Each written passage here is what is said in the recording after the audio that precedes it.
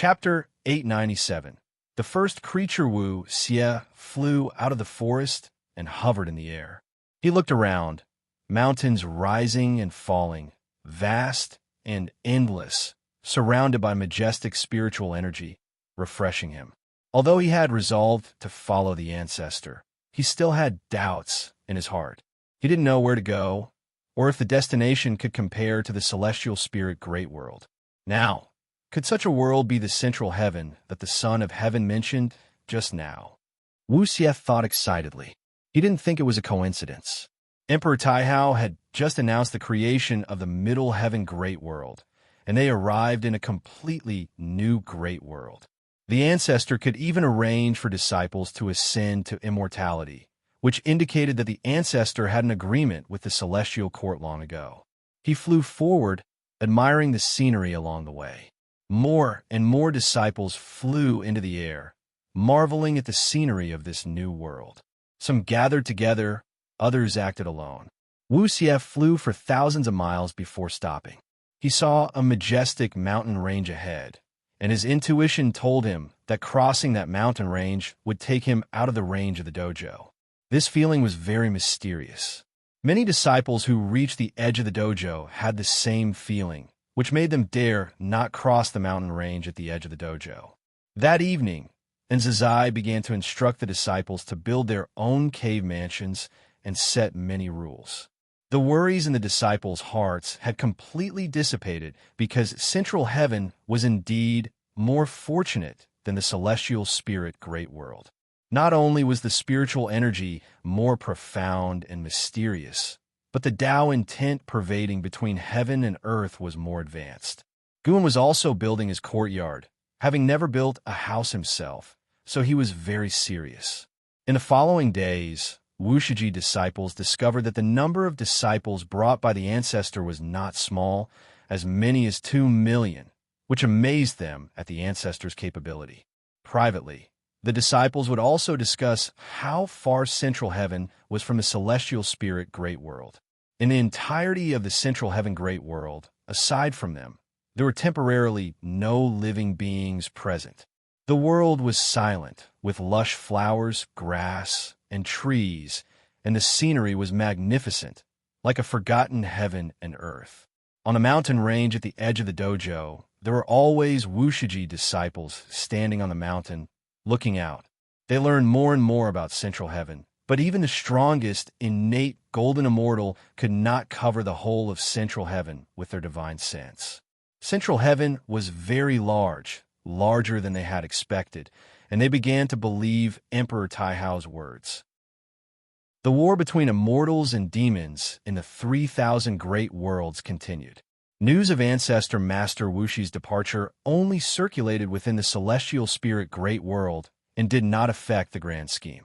Many years later, after confirming the departure of Ancestor Master Wushi, the world of the celestial spirit great world began to stir. In the 22nd year of arriving in Central Heaven, on a hillside, Guan walked forward with Xiaolan. Today, he brought Xiaolan to Central Heaven. Before coming, Xiaolan had already dealt with the matters of the Xiao clan. The family had grown, and she felt that even without her, the family could continue. Only when she truly stepped into Central Heaven did she feel at ease. Xiaolan looked up at the Wushiji disciples, sowing seeds in the fields in the distance, and suddenly smiled. I suddenly understand why you wanted to leave the celestial spirit great world. Indeed, this is true freedom, unfettered, without any ties of cause and effect. Guan followed her gaze and smiled. In life, there are always chains. Even if mortals step onto the immortal path, the chains remain. Perhaps for all living beings, the meaning of reincarnation is to unload all the cause and effect of a lifetime and start anew. Xiaolan nodded. Thinking about it this way, reincarnation is indeed a good thing. Why don't those disciples have a cultivation level? Xiaolan suddenly asked curiously. Guan replied, I had them conceal their cultivation level. From now on, everyone will live like mortals, but they can continue to cultivate. Once everyone is accustomed to hiding their cultivation level, I will lift the restriction and let you interact with all living beings under heaven and earth. This will be a form of cultivation for you, too. Xiaolon thought carefully for a moment. 1 day or 2 was fine, but if they had to disguise themselves for 1,000 years, 10,000 years, or even longer, it would indeed be very challenging, but also quite interesting. Many years from now, this piece of heaven and earth will become more prosperous than the celestial spirit great world. In the future, there will also be beings from the celestial spirit great world adventuring here, making a name for themselves. Perhaps you will hear about the deeds of old acquaintances and descendants. Gu then continued speaking, his eyes deep, as if the entire future was within his gaze. These words sent Xiaolon into endless imagination. If descendants of the Xiao clan could venture into central heaven, that would be wonderful. She could lend them a helping hand. Guan did not stop her thoughts because if his old acquaintances came to central heaven, he would do the same. Making a choice does not mean giving up something. The two of them continued strolling and chatting about the future. They felt no pressure to survive and were full of enthusiasm for what lay ahead. Finally, Guan took Xiaolon to build a pavilion on the mountain of no end at the very center of the dojo. Not all second-generation disciples could live on a mountain of no end. Only those close to him could reside on this mountain. The mountain of no end was one of the tallest mountains in the dojo, towering over 10,000 feet and stretching for hundreds of miles, magnificent to the extreme, often shrouded in thick fog. Guan watched as Xiaolon and Shenzhen came together, and he thought of Ji Xiaoyu and Jiang Qiu. Both ladies chose to stay in the celestial spirit great world and planned to ascend together to central heaven with their disciples in the future. Guan respected this decision.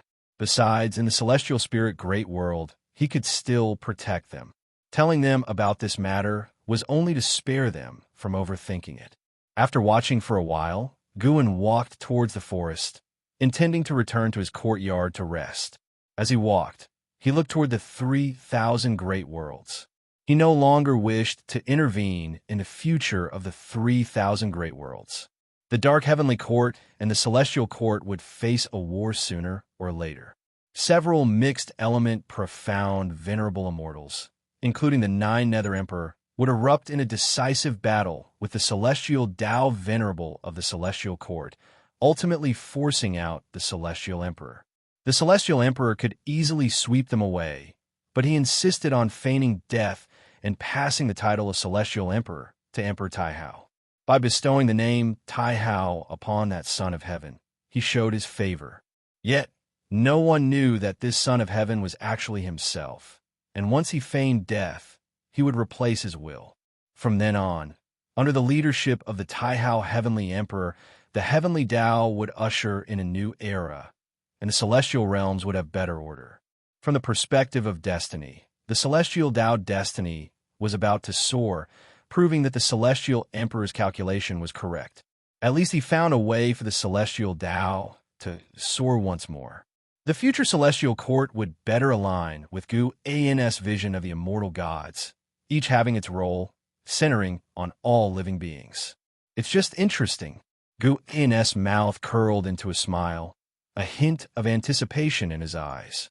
The celestial emperor had not yet given up on the chance to duel with him, and in the distant future, there would still be variables in the heavenly Tao. Central heaven would be the main stage of the heavenly Tao, and the heavenly realm, where the celestial court was located, would also establish a passage with this realm. There were still 10 million years until the first living being of this world was born. By that time, the war between immortals and demons of the 3,000 great worlds would also conclude, and the first living being nurtured by central heaven would have an unknown cause and effect with this war. Search the Novel Fire Net website on Google to access chapters of novels early and in the highest quality. If you find any errors, ads pop up, ads redirect, broken links, non-standard content, etc., please let us know report so we can fix it as soon as possible. Chapter 898 The Impossible-to-Reach Realm for the All-Living Beings of the Celestial Spirit Great World. 10 million years is very long, even considered an era. But for the Wushiji disciples who moved to Central Heaven, it passes quickly. After 10 million years, numerous medicine gardens have been established within the Taoist field of the beginningless. Each disciple has their own medicine garden and field, and Gu An's medicine garden is personally tended by the ghost mother of ephemera. That year, an unprecedented great battle erupted in the void above the 3,000 great worlds, so much so that even the Wushiji disciples in central heaven could sense it. The disciples sought familiar fellow disciples, gathered together, and discussed the pressure coming from outer heaven. At this moment, Guan was harvesting medicinal herbs, and the ghost mother of ephemera, beside him, curiously asked, "Is there a battle outside?" "It's the final battle between immortals and demons in the 3,000 great worlds," Guan casually replied as he carefully wrapped the harvested mature herbs and placed them in the bamboo basket before the ghost mother of ephemera. The ghost mother of ephemera hesitated to speak. Guan perceived her thoughts and softly said, "Don't worry, the 3,000 great worlds will be fine. In the future, cultivators from the celestial spirit great world will still ascend here, and perhaps you may even see those disciples who choose to stay behind." Upon hearing this, the ghost mother of ephemera's face showed expectation. Many disciples she knew she could no longer see. Occasionally, she felt lost about this. She respected those disciples' choices, but also felt regret. Now, hearing Gu N's words made the ghost mother of ephemera suddenly realize. It turns out they did not leave. They went to the destination everyone needs to reach, waiting for old friends to arrive at the endpoint. Thinking this way, the ghost mother of ephemera was inwardly cautious. Those disciples remaining in the celestial spirit great world would never have imagined this. After countless years, there will certainly be a huge disparity between them and the Wushiji disciples who chose to follow Guan. Indeed, only by following the master is the most correct choice. At first, she thought the master was merely tired and wanted to change a place, but now, thinking about it, for a great power cultivator like the master, any decision made must have deep intentions. Guan heard the ghost mother of ephemera's inner thoughts and found it amusing but did not expose them. He came to Central Heaven simply because he found it could be more interesting. Cultivation is the same everywhere, but observing the development and growth of a great world makes life interesting, and this process can enhance the understanding of the great Tao, not only for him, but also for other disciples. The ghost mother of ephemera ceased speaking and began imagining the immortal demon battle. This decisive battle lasted a long time, and the pressure transmitting to Central Heaven persistently changed, allowing Wushiji disciples to feel the intensity of this fight. Days later, that pressure reached an exceedingly terrifying height, shaking the land of Central Heaven and startling the Wushiji disciples. What kind of realm is this? What realm are both sides of the battle at this moment? Under the night sky, in the courtyard, Shunjun sat meditatively before the artifact refining cauldron, looking at Guan, and curiously asked. She originally had her own courtyard, but couldn't get used to it, and later found an opportunity to move back, bragging that it was better for enlightenment here. Guan was reading a book, written by a disciple, examining with a scrutinizing and critical mindset. Very high, Guan answered casually. The realm of primordial, profound, venerable, immortal couldn't yet be disclosed to Shunjun and the disciples, because it was too far from them. Moreover, one side was even higher than the primordial, profound, venerable, immortal. Shunjun raised her eyebrows and asked, "Very high? So, do I have a chance to reach it?" Following Guan in cultivation for many years had already changed her mindset, thinking she could always break through without limit. But tonight's pressure made her waver, uncertain about how long she needed to cultivate to reach it. This powerful pressure was transmuting from the 3,000 great worlds, making it hard to imagine what it would be like to be in it. No, Gu An's clear answer stunned Shunjun, leaving her with no interest, plunging the courtyard into silence. He was not deliberately discouraging Shunjun. This was the reality. Saint Gu and can help those around him become stronger, far exceeding their limits, but cannot make others infinitely stronger. Not to mention the primordial profound venerable immortal. Even the Tao extreme Daoyuo immortal depends on one's own fortune, and neither could achieve it by relying on others through the Xianqi primordial immortal. The roads beyond the immortal Tao are different. Following others' footsteps is not viable. This is why Guan guides his disciples toward enlightenment instead of having them focus solely on his Taoist technique.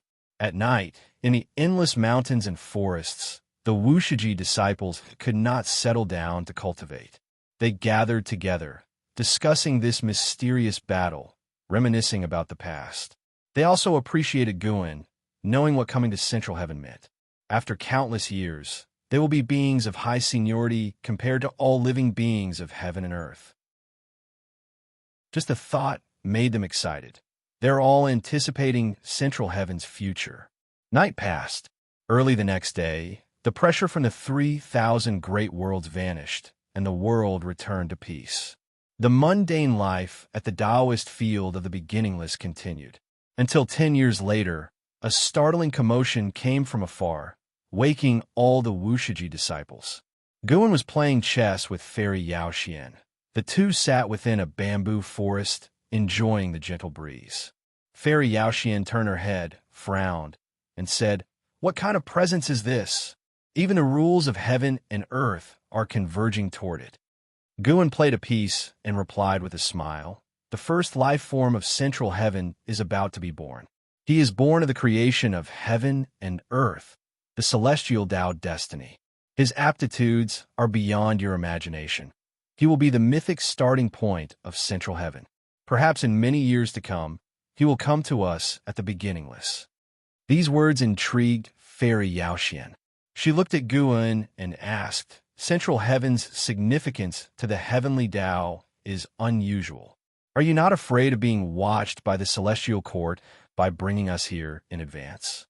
She always believed Guan was the emperor of eternal life, although Guan didn't acknowledge it, so she didn't expose him.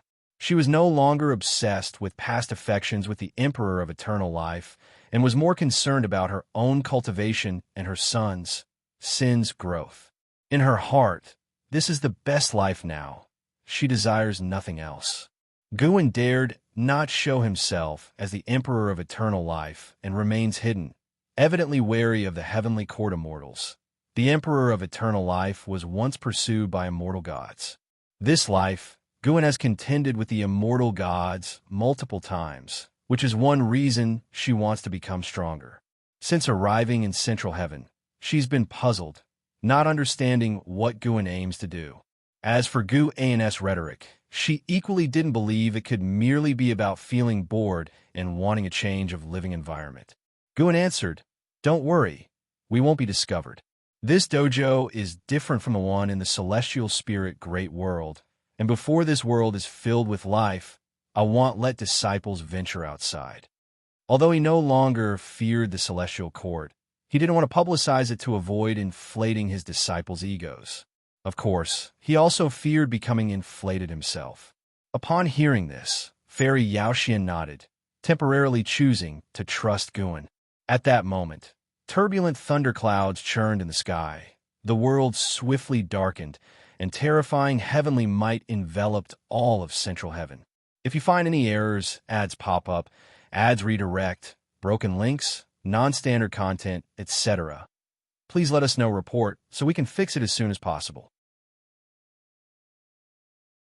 Chapter 899. The Ancestral Master's Grace, the birth of the first living being in Central Heaven, caused great heavenly anomalies, lasting a full 30 years. During those 30 years, the world was filled with raging winds, sometimes torrential rain, and sometimes blistering sun. The Wushiji disciples were not affected within the dojo, though they would discuss the anomalies outside. Guan's word spread, letting all disciples know that these anomalies were brought about by the birth of a living being. The anomalies were so earth-shattering, it was hard to imagine how powerful this being would be after birth. Those with high cultivation levels would extend their divine sense, seeking the trace of this being, but unfortunately, Central Heaven was too distant, and they couldn't detect anything. On the other side, the 3,000 great worlds ushered in peace, with each realm's celestial Tao light layer bestowing creation, enhancing the spiritual energy of every realm, and giving birth to more heavenly materials and earthly treasures. All beings could sense the advent of a new atmosphere. To make up for the 3,000 great worlds, the celestial court granted many immortal positions, allowing beings who contributed to the heavenly Tao to ascend to immortality, leading to a surge of ascensions in all realms. After confirming the departure of ancestor Master Wuxia, all sects in the celestial spirit great world began to stir, including the Hegemon, the Heavenly Spirit Tao Alliance. The Heavenly Spirit Tao Alliance harbored many ambitious individuals, but the Alliance hierarchs always considered Ancestor Master Wuxia in matters of the world. Now that Ancestor Master Wuxia has departed, no one can restrain the Heavenly Spirit Tao Alliance anymore. If the Heavenly Spirit Tao Alliance becomes more domineering, the profits will greatly increase. Though the 3,000 great worlds are peaceful, the earliest peaceful celestial spirit great world is undercurrents surging. Guan no longer cares about the cause and effect of the celestial spirit great world. Seeing it endure was enough for him, and he began to enjoy life in central heaven. After the heavenly anomalies dissipated, Guan conducted a Tao teaching session. Over 2 million disciples gathered atop a great mountain. Before the session, he spoke of his vision for the future. Wuxia will no longer accept disciples in the future. He hopes the disciples will find a mortal identity, disguise themselves as mortals to establish themselves in central heaven. It's also a test for the disciples. If discovered by central heaven beings, they must leave Taishu. Once central heaven prospers, they may leave voluntarily, but they will no longer belong to Wuxia. This intrigued the disciples. They lacked nothing but cultivation goals, and if there were an interesting rule, it would be quite good. After addressing this matter, Guan began his Tao teaching. This time, he taught for 1,000 years. During this millennium, there were several heavenly anomalies, each celebrating the birth of beings.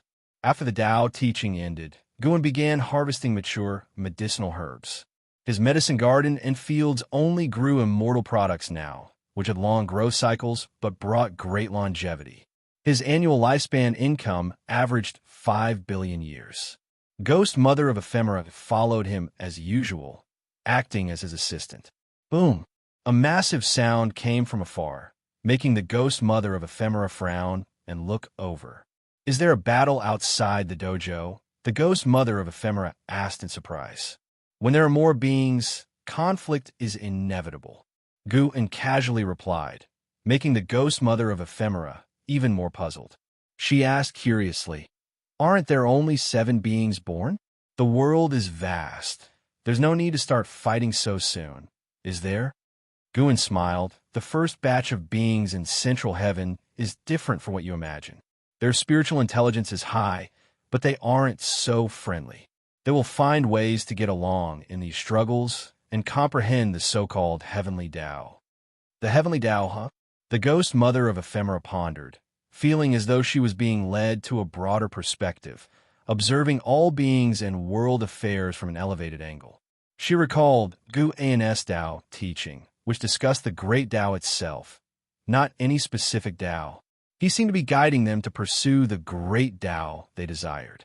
At this thought, she became unprecedentedly curious about the world's future development. She wanted to see what outcomes those 7 beings would have and how this world would develop, wondering if it would be different from the celestial spirit great world. In the years that followed, new life continued to be born and battles persisted, arousing the curiosity of the Wuxiji disciples. Judging by the commotion of the battles, those beings were quite strong, having such power soon after birth, making them feel the pressure from central heaven's beings. Above the 3,000 great worlds, in the great world divine palace, Xin Yuan, human venerable, sat on the dragon throne, eyes closed, right hand resting on the armrest, fingers tapping lightly, clearly unsettled. When footsteps finally sounded, he opened his eyes immediately.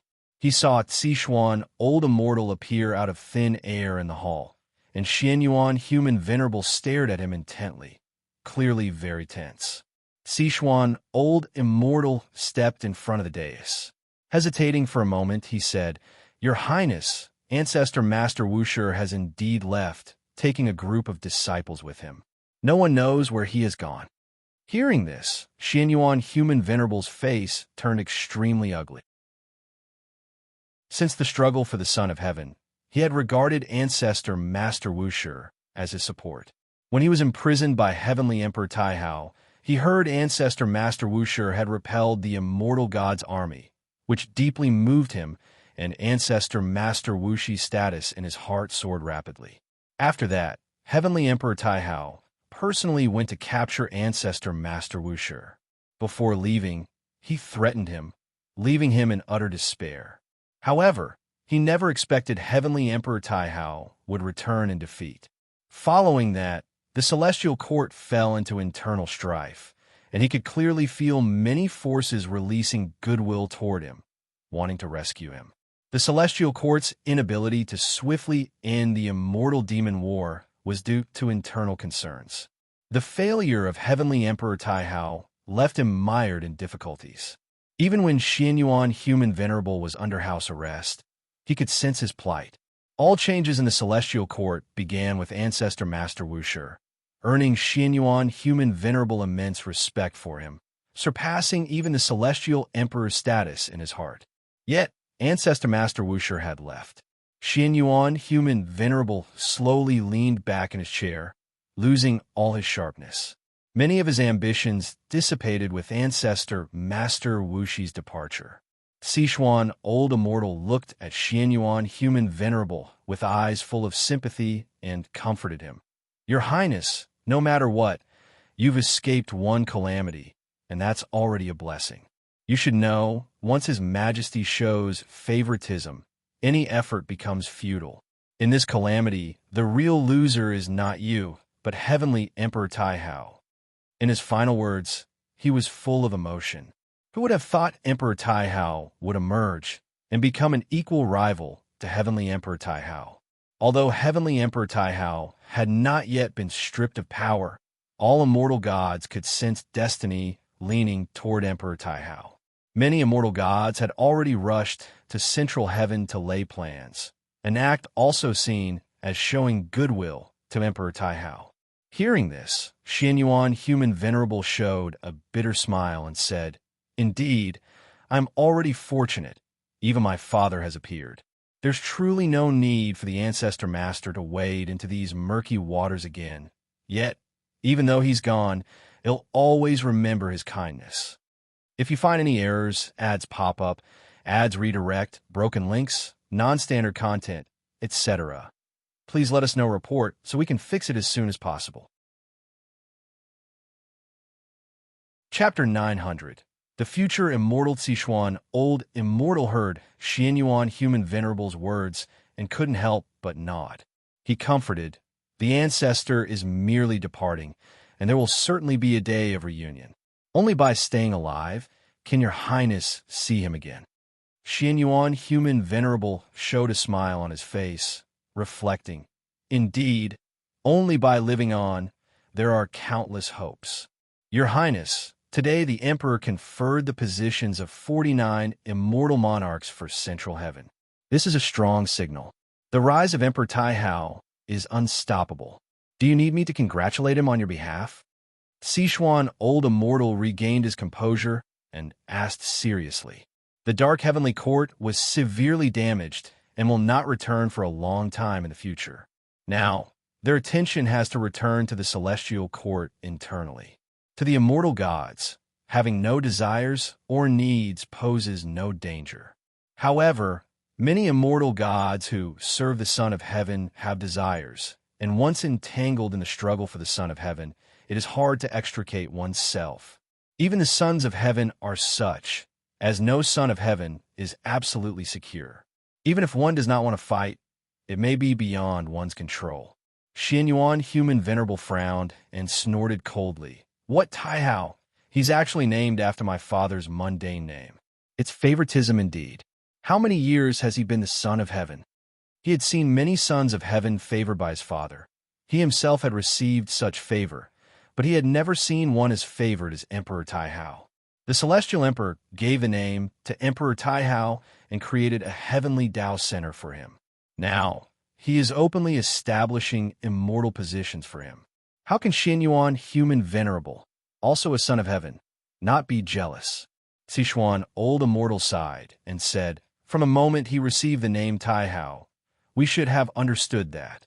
Perhaps this is also the reason the Supreme forced the emperor's hand. Xinyuan, human venerable, fell silent. Sichuan, old immortal, also said no more. They all needed to think carefully about how to act in the future. Xinyuan, human venerable, recalled the only time he saw Emperor Taihao. Back then, Emperor Taihao was still a child, so naive. He never expected that the child at that time could surpass all sons of heaven and reach for that supreme power which no one dared touch. The celestial emperor. There are more and more rumors within the celestial court now, saying that the celestial emperor wants to abdicate.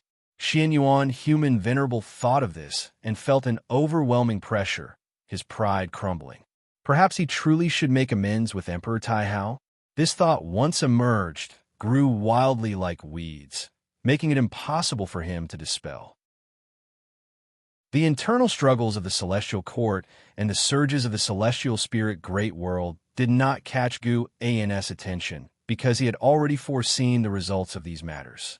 Time flew by. It had been millions of years, and millions of years later, the celestial spirit great world erupted in conflict, with numerous sects and imperial dynasties besieging the heavenly spirit Tao alliance. Fortunately, the presence of immortal gods prevented disaster from reaching the lower levels of the human world. The current central heaven has already birthed many living beings, most of whom are in the state of demons, not humans. At this stage, the beings of central heaven have no concept of race, almost all fighting for survival. This year, early summer, in the forest, a flaming red crow flew swiftly, startling a cascade of falling leaves. It flew to the edge of the woods and landed on a tree trunk, tilting its head to look ahead.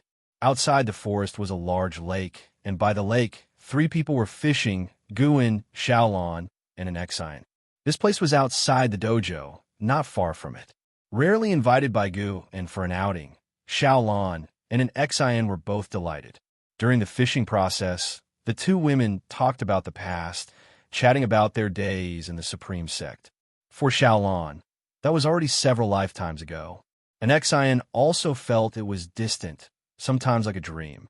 Guan put down his fishing rod and raised his right hand, with a fruit appearing in his palm, exuding a rich floral fragrance.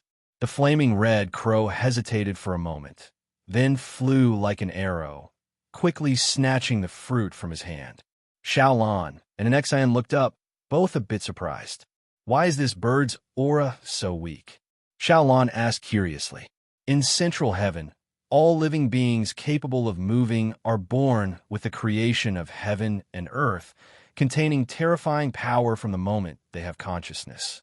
Their movements are earth-shattering, yet this flaming red crow, though quick, is too weak compared to those beings, as if it came from the celestial spirit great world. An Exian activated the immortal emperor's eye, carefully observing the flaming red crow, and exclaimed, "This bird can actually conceal its cultivation level and aura." Xiaolon couldn't help but glance at her, looking at her purple pupils, feeling secretly amazed. What kind of eyes are these? The Wushiji disciples, although all trained by Guan, received different inheritances. She couldn't bring herself to ask an Exian about her secret skill, just like she wouldn't reveal all her Taoist techniques to others. Guan smiled and waved toward the flaming red crow circling over the lake, but unfortunately, the bird was unmoved, maintaining a safe distance. "Master, what realm is it?" An Exian turned to look at Guan, curiously asking. She could only sense the strong power hidden within the flaming red crow, not its specific cultivation level. Guan responded, "It has reached the pinnacle of the innate golden immortal realm. Given time, It will break through sooner or later. Upon this remark, the two women were both surprised. Even to this day, among the Wushiji disciples, the highest cultivation level is only innate golden immortal, yet this bird's cultivation level is higher than theirs. An Xin further asked, "Will become a great fortune seeker in central heaven and play a very important role?" Guan smiled and said, "Indeed, it will establish the demon race and become the ancestor of 10,000 beasts, also introducing the concept of race to all beings. Long after, it will even ascend to immortality." Will ascend to immortality. The two women once again looked at the flaming red crow, their feelings completely different. This feeling was strange, even indescribable. If that's the case, will its encounter with us cause trouble? Xiaolon frowned and asked. Guan laughed. "Rest assured, once it leaves here, it will forget us. Its cultivation level is not sufficient to remember my cause and effect." This cultivation level? The two were stunned by the boldness in his words. Upon reflection, it seemed normal. Guan dared to come to the heavenly Tao Center, and so far, no immortal gods have discovered him. His cultivation level must far exceed most immortal gods. Then, Guan took out another fruit and placed it on a large stone in front of him, waiting for the flaming red crow to fly over. After a while, the bird couldn't resist its instincts and flew over. This time, although its claws grasped the fruit, it couldn't lift it, making it very anxious. Guan raised his hand, pressing down on its head, calming it instantly, no longer struggling. After he released it, the flaming red crow looked up at them, tilting its head, its eyes clear as jewels. Its size was like a chicken, slender and small in stature, yet overall very majestic, inspiring affection from the two women. Xiaolon gazed at it and asked, "Senior brother, you surely know its future. Won't you tell us about it?" Guan smiled slightly and said, "Its story is quite fascinating, and it's not something that can be shared quickly. It might take until tomorrow to finish. If you find any errors, ads pop up, ads redirect, broken links, non-standard content, etc., please let us know report so we can fix it as soon as possible." Chapter 901. The pinnacle of the immortal Tao. The gentle breeze caressed the surface of the lake, as Xiaolon and an Xin listened to Guan narrate the future of the fire-red crow. The fire-red crow was one of the earliest beings in the world, with unparalleled talent and immense destiny, continually encountering Fuyuan. After its transformation, it named itself Feng Qiu. Feng Qiu traveled the world, constantly advancing his cultivation level. Later, when a great power established the demon race, he went there, breaking through numerous demon crowds to become one of the 7 emperors of the demon race. His name shook the world. Thereafter, he was always a figure of influence in central heaven, until he ascended to immortality, and only then did the human world begin to forget him. Guan recounted his life experience briefly, yet even in this brevity, it sparked boundless imagination in the two young women, Xiaolon and an Xin. They looked at the fire-red crow, pecking its spirit fruit in front of Guan, utterly unable to associate it with the future giant of the demon race. An Xin curiously asked, "Master, how high will its future achievements reach?" Guan looked at the fire-red crow and said, "The peak of the immortal Tao." The peak of the immortal Tao. Their expressions shook. They understood Guan was not referring to the immortal Tao peak of the celestial spirit great world, but rather the peak of the immortal Tao within the scope of the heavenly Tao, a realm beyond their current imagination. "Then have you already stood at the peak of the immortal Tao?" Curious, Xiaolon asked, to be able to see the destiny of the immortal Tao peak. Guan's cultivation level must be so high. Guan smiled without a word. Since she had guessed, there was no need for him to say more. He had indeed already stood at the peak of the immortal Tao, only higher than the peak. He continued telling the story of the fire-red crow. After eating, the fire-red crow came close, starting to rub its head against his knee. Even though the fire-red crow couldn't speak human words, It too had spiritual intelligence, able to sense that this person harbored no ill intentions towards it. Guin reached out and petted its head. Indeed, its feathers were very smooth and felt comfortable to touch. After chatting for an hour, Guin felt it was time and lifted his right hand, tossing the fire-red crow into the air. The bird circled in the sky several times before flying away. Xiaolon sighed. This little guy is really intelligent, and it looks nice too. I see you like it quite a bit. Why not adopt it and cultivate it yourself? Its future achievements would certainly be even greater. Xian also looked at Guin, having a good impression of the fire-red crow. Guin stood up, stretched lazily, and said with a smile, "The great Tao is boundless, and those with exceptional talent are numerous. I can't keep everyone I encounter. Besides, different life experiences lead to becoming different people." He raised his hand to store the fishing rod into his sleeve, then slung the fish basket over his back and walked along the lakeside. Xiaolon and an Exan hurriedly got up, following behind him. Will it really not remember you, or recall today's events? Xiaolon asked curiously. There will be this passage of memory, but it won't know where exactly, like a childhood dream. As for me, its dream doesn't reflect me. Guin answered while moving forward, pausing before continuing. In the future, such things will continue to happen. There will always be beings approaching Wuxi, and you will witness those with even greater talent than it. This is my assessment for Wuxi disciples. Concealing one's cultivation level from such exceptionally talented beings is not an easy task. He set this requirement for the disciples purely on a whim, using it as an excuse to send them off. The number of disciples following him was indeed too many, necessitating a reduction by 90%. Gu An's words prompted Xiaolon to endless contemplation. What would the future of Central Heaven be like? During the long years, Wuxi disciples would, besides cultivation, go to the edge of the mountains to observe the vast world's all living beings. Every time they emerged from seclusion, they could feel tremendous changes in the world outside their dojo, letting them understand what it meant for things to change rapidly. Each year, powerful beings were born, causing wonders in heaven and earth, allowing all Wuxi disciples to feel the underlying strength of Central Heaven. They harbored no arrogance in their hearts, only a sense of urgency, fearing being surpassed. With more and more beings, the realm of the immortal Tao in the world grew higher and higher, inevitably leading to cause and effect. Beings began to band together, especially those capable of reproduction, who realized the importance of unity earlier, making the struggles in Central Heaven grow ever fiercer.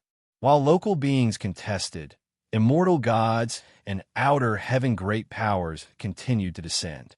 They landed in Central Heaven human world, spreading the immortal Tao everywhere, establishing benevolent ties for their respective forces, advancing Central Heaven's development. The legend of Central Heaven spread through the 3,000 great worlds, more and more cultivators becoming aware of Central Heaven, a place above the 3,000 great worlds, an immortal realm that captivated the hearts. Celestial Spirit Great World. In the early autumn of this year, at the edge of the Nine-Spirit Continent, where waves crashed against the shore, two figures stood on a reef, gazing silently at the prosperity within the continent. It was Liye and his disciple, Li Xianyu. Today's Nine-Spirit Continent was no longer shrouded in spirit mist and had begun interacting with the mundane world. Meanwhile, the 10,000 Realms Gate created by Gu and still stood and even became a crucial bargaining chip in the Nine-Spirit Dynasty's dealings with the outside world. Li Xianyu turned his head to look at his master, breaking the silence. Ancestor Master Wuxi has been gone for millions of years, and no one knows where he went. After he left, Wuxi quickly dissolved, either lured by other sects or established their own sects or dynasties. In short, Wuxi no longer exists in the world. Liya's face was expressionless, but his heart was filled with a sense of bitterness. He had come back specifically to boast about his achievements to Guin. Now his name was known across the 3,000 great worlds. He not only achieved innate golden immortal, but also found the sorcery to reach a higher realm. However, Guin was no longer there. He didn't know where to find Guin, and his heart felt a deep sense of loss. At this moment, he even felt a bit bewildered, wondering if the memories of Guin were merely his fantasies. Was there really such a great power that would support him without expecting anything in return and even be willing to be his junior brother? The more Leah thought, the more his heart ached. Having endured the immortal demon catastrophe, his Tao heart became more steadfast. But facing Gu An's disappearance, he could no longer maintain his firmness and strength. Li Xianyu could see that Li Ya's mood was bad and lamented, "Master, if there's anyone to blame, it's you. Master Gu invited you many times, and you always refused. He couldn't have stayed until you came back. And besides, during your absence, the celestial spirit Great World faced suppression from the heavenly court of mortals, which might have been the reason for Master Gu's departure." Upon hearing this, Leah looked up, his gaze deep, whispering to himself, "The celestial court." Li Xianyu felt a pang of anxiety, saying, "Please don't do anything reckless. You can't possibly be a match for the heavenly court of mortals." Leah gave him a sidelong glance, retorting in annoyance, "You speak as if your master were a fool." "Isn't that the case?" Li Xianyu mumbled to himself. Leah turned and flew towards the sky. Li Xianyu hurriedly followed, asking curiously, "Master, where are you going next?" "I'll wander my homeland for a while, then head to Central Heaven. They say Central Heaven will become the center of the heavenly Tao. I want to pursue an immortal position there. Once I'm in the celestial court, maybe I can assist junior brother Gu." Leah answered calmly. He knew clearly that the celestial court was unassailable. Only by joining it and using his strength to change the celestial court was the feasible way. If you find any errors, ads pop up, ads redirect, broken links, non-standard content, etc., please let us know report so we can fix it as soon as possible. Chapter 902. Great Tao Variables in the Blink of an Eye. 50 million years have passed since Guin and the others encountered the Fire-Red Crow.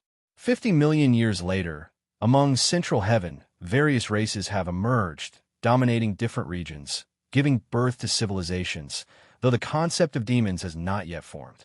Because many immortal gods and outer heaven great powers have preached the Tao, a trend of pursuing immortal cultivation has arisen in the world. The number of living beings between heaven and earth is increasing, and inevitably some approach the Taoist field of the beginningless. But with Gu An's Tao intent present, they wander as if in a maze, turning back after circling around, never entering the internal area of the Taoist field of the beginningless. Many disciples stand on the edge of the mountain range and can see those approaching beings. Most of the early beings are enormous in size, resembling the mythical fierce beasts of ancient myths. Some disciples even sketch the creatures they've seen, creating illustrated albums that circulate among disciples.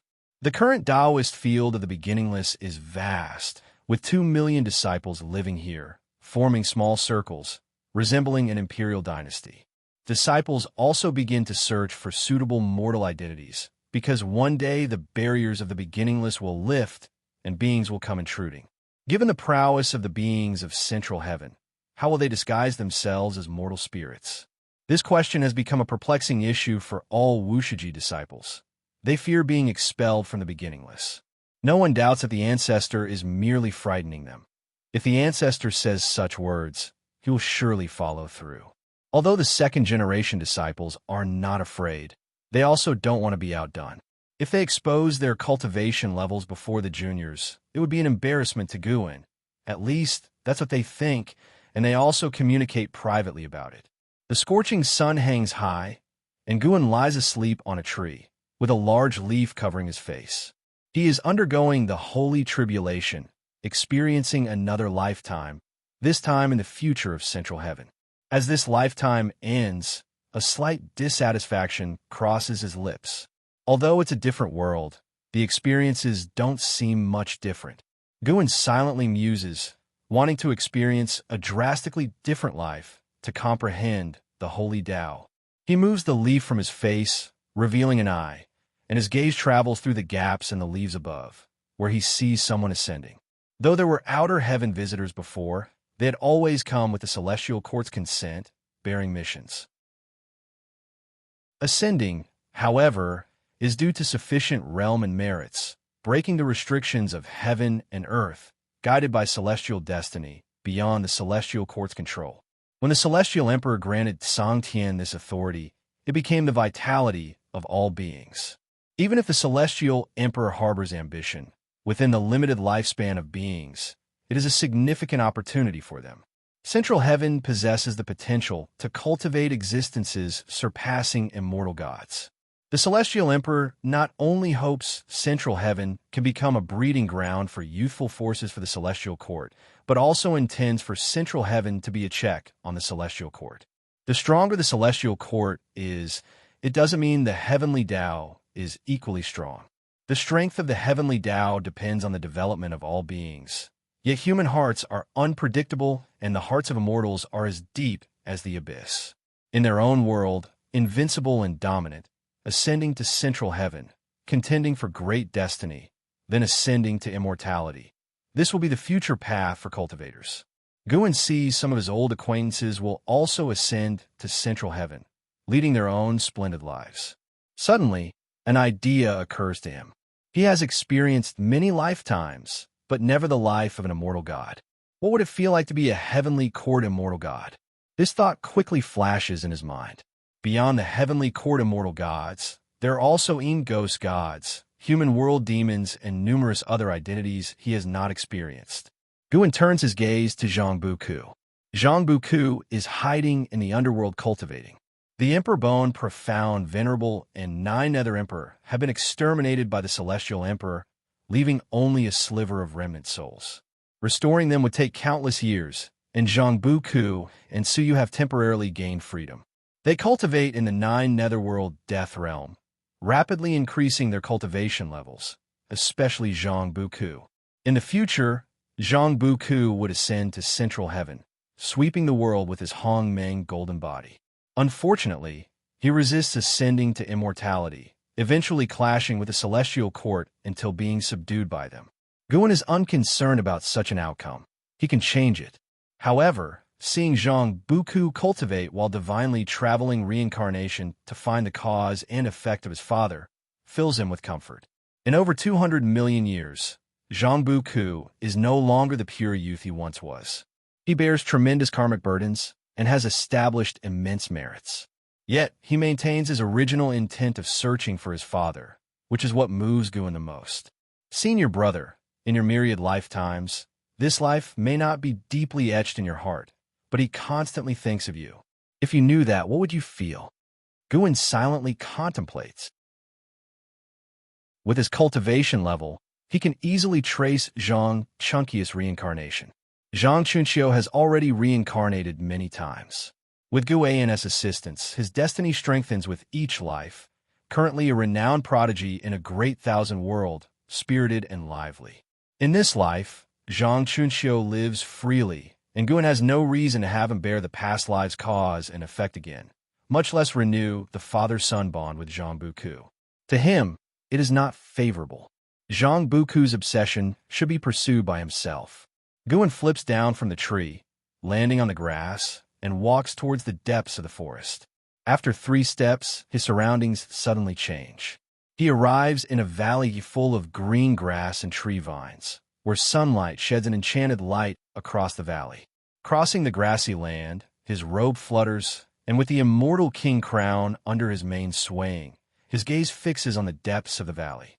Deep in the valley lies a small, shallow lake with a faint green hue, and at the center stands a gigantic egg, 3 zhang high. The eggshell is semi-transparent, interspersed with red veins resembling meridians, within which a human-like figure is curled up. Reaching the lake, he examines this giant egg intently, his eyes filled with curiosity.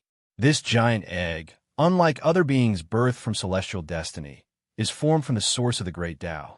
Though the heavenly Tao is potent, standing upon the great Tao, It will always be infiltrated by the great Tao, and even the high and mighty heavenly court of mortal gods cannot comprehend all worldly causes and effects, because there are great Tao opportunities. Just like Guan, able to grow within the heavenly Tao.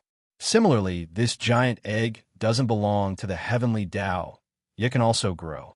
The reason Guan has noticed it is because his holy tribulation in the future encountered the being gestating from this egg, sparking his interest, leading to his pursuit. Only after sweeping central heaven several times with his sacred did he determine its location. This valley lacks powerful innate restrictions, just that the aura of this egg merges seamlessly with the surroundings, rendering it unremarkable.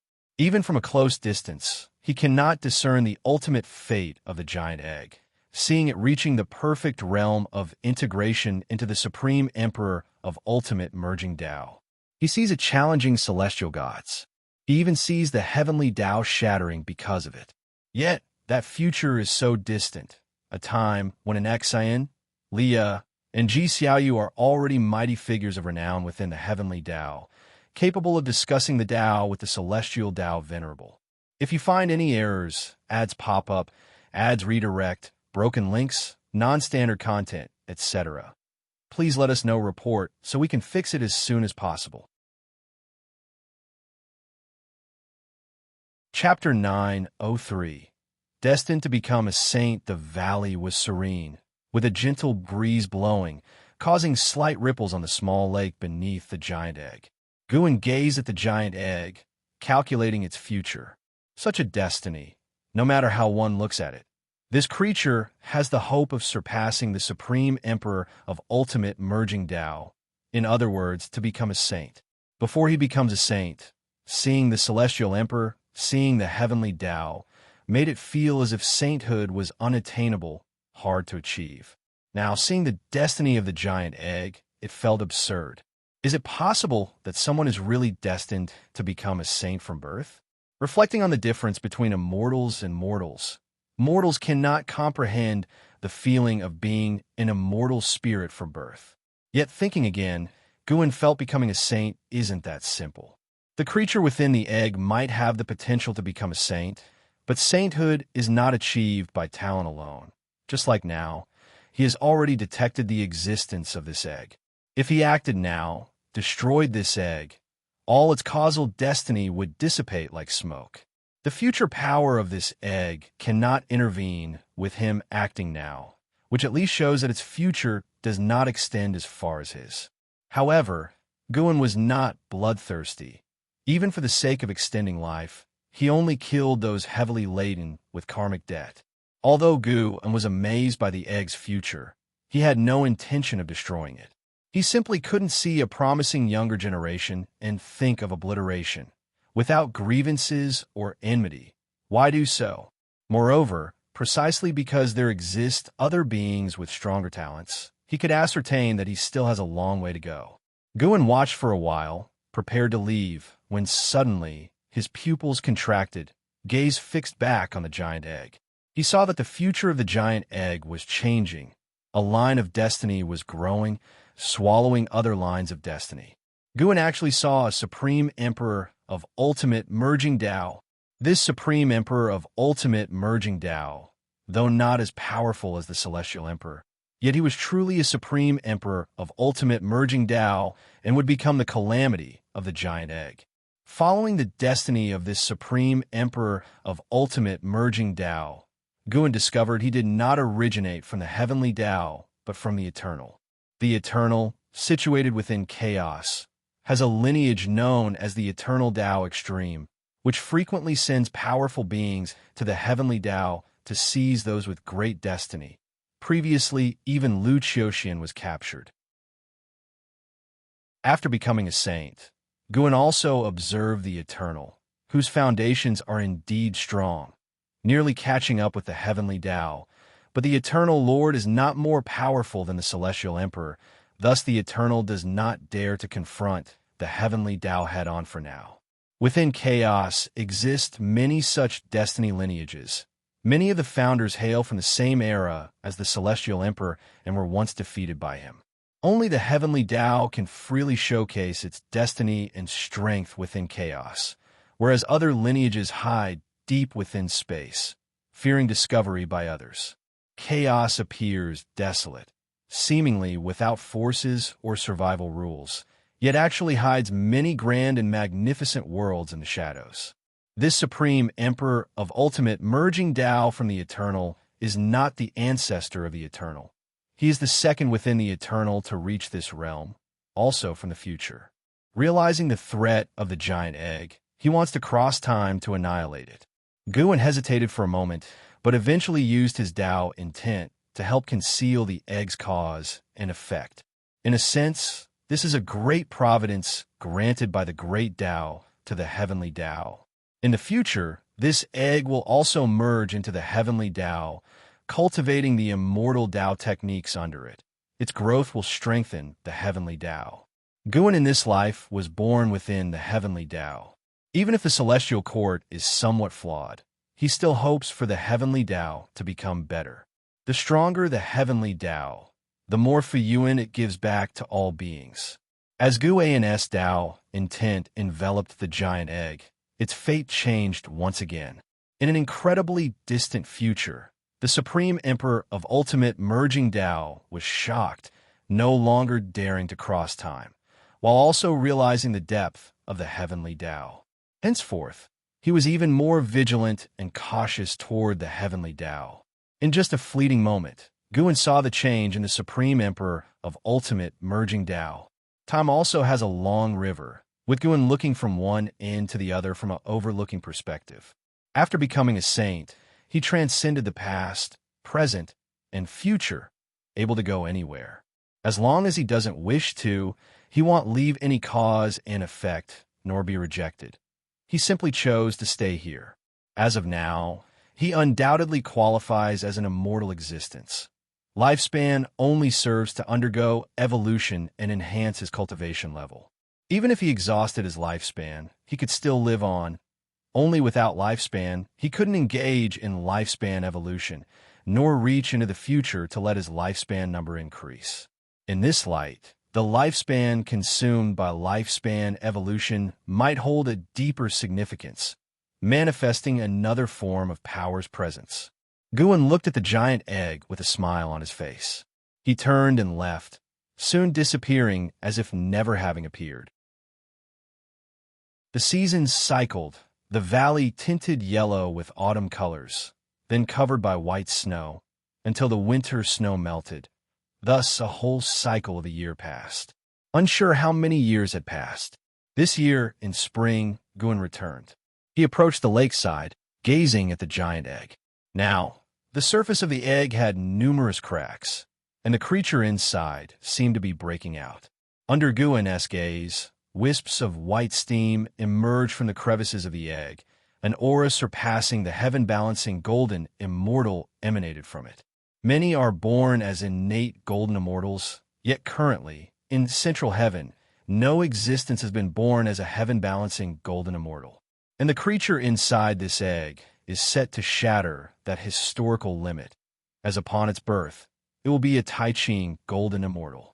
Absorbing the essence of the sun and moon over the years, the egg has become a being of the heavenly Tao, its great Tao vitality hidden deep within its soul, making it difficult even for heavenly court immortals to detect. Once it hatches, it will trigger phenomena that astound heaven and earth, causing the heavenly Tao to announce its birth. Guin raised his hand, isolating the land, preventing the attention of all beings in heaven and earth from falling upon the creature inside the giant egg. Now central heaven thrives with immortal spirits and fierce beasts. If he didn't intervene, even a creature with Tai Ching golden immortals cultivation would suffer hardship until bowing to a great power from outer heaven to gain protection. Being destined to become a saint shouldn't have to live so miserably. Rarely did Guin feel an appreciation for talent, deciding to lend a hand, repaying central heaven.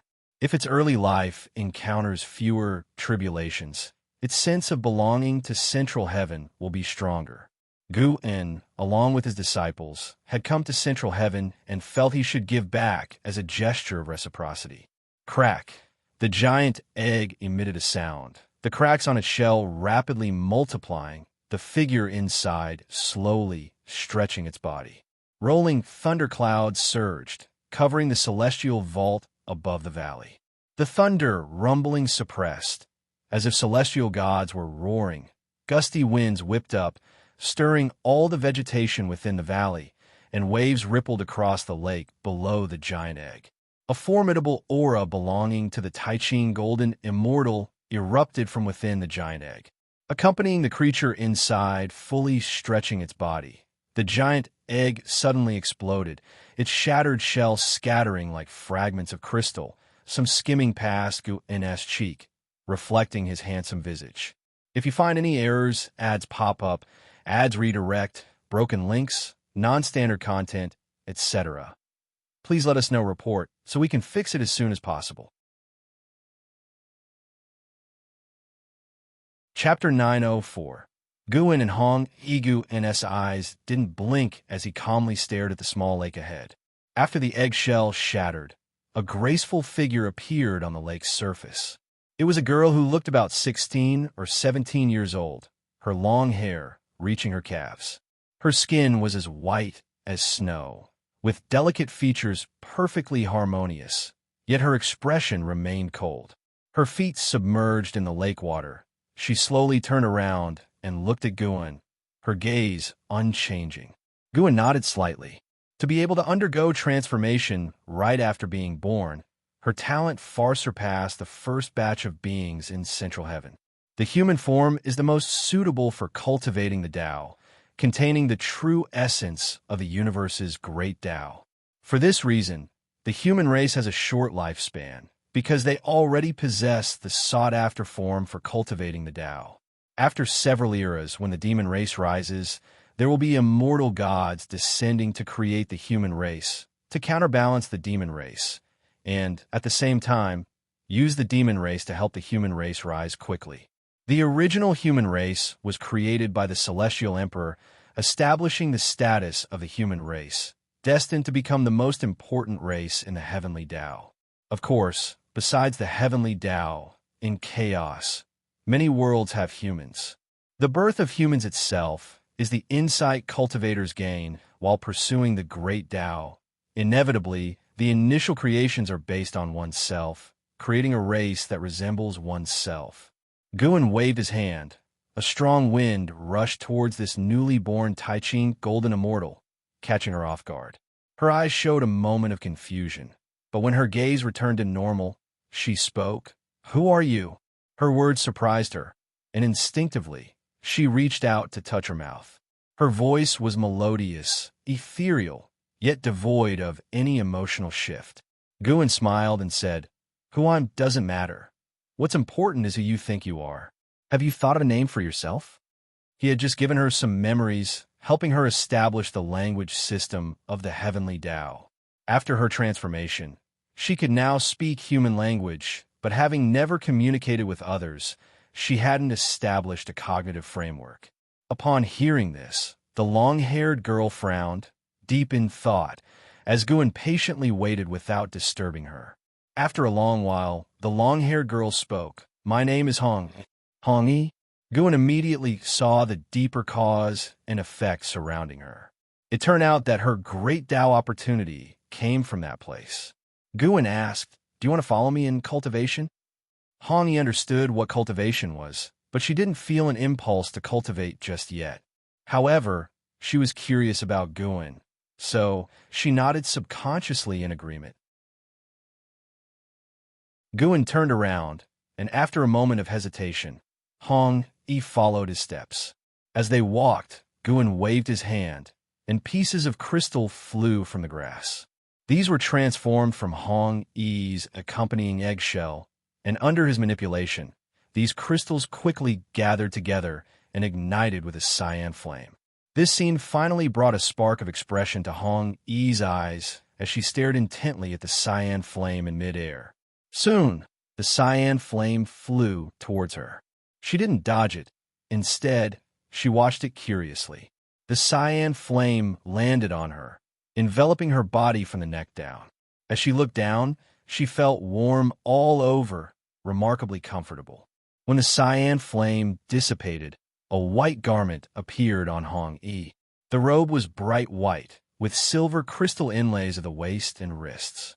The hem was long, resembling a skirt's edge, and even without shoes, wearing this garment dramatically changed her aura.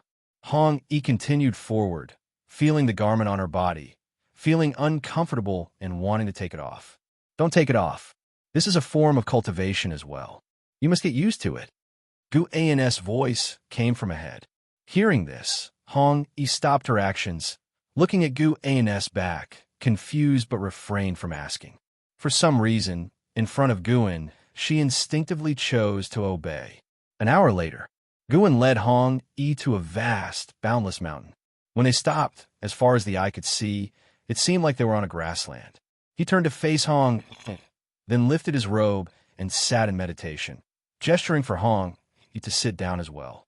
Hong Yi mimicked his posture and sat down, but once seated, she couldn't help but squirm. Before cultivation, let's first help you understand the kind of world you are in, Guan said. As his words fell, Hong Yi's entire being froze. Her eyes widened, pupils revealing numerous scenes, leaving her dazzled. Guan watched Hong Yi, his expression calm, but inwardly filled with anticipation. Given her potential to become a saint, what heights might she reach if he were to mentor her? Guan was not afraid of Hong Yi surpassing him. Having someone to chase him would be quite delightful. Not only he felt this way, but the Celestial Emperor also shared this thought.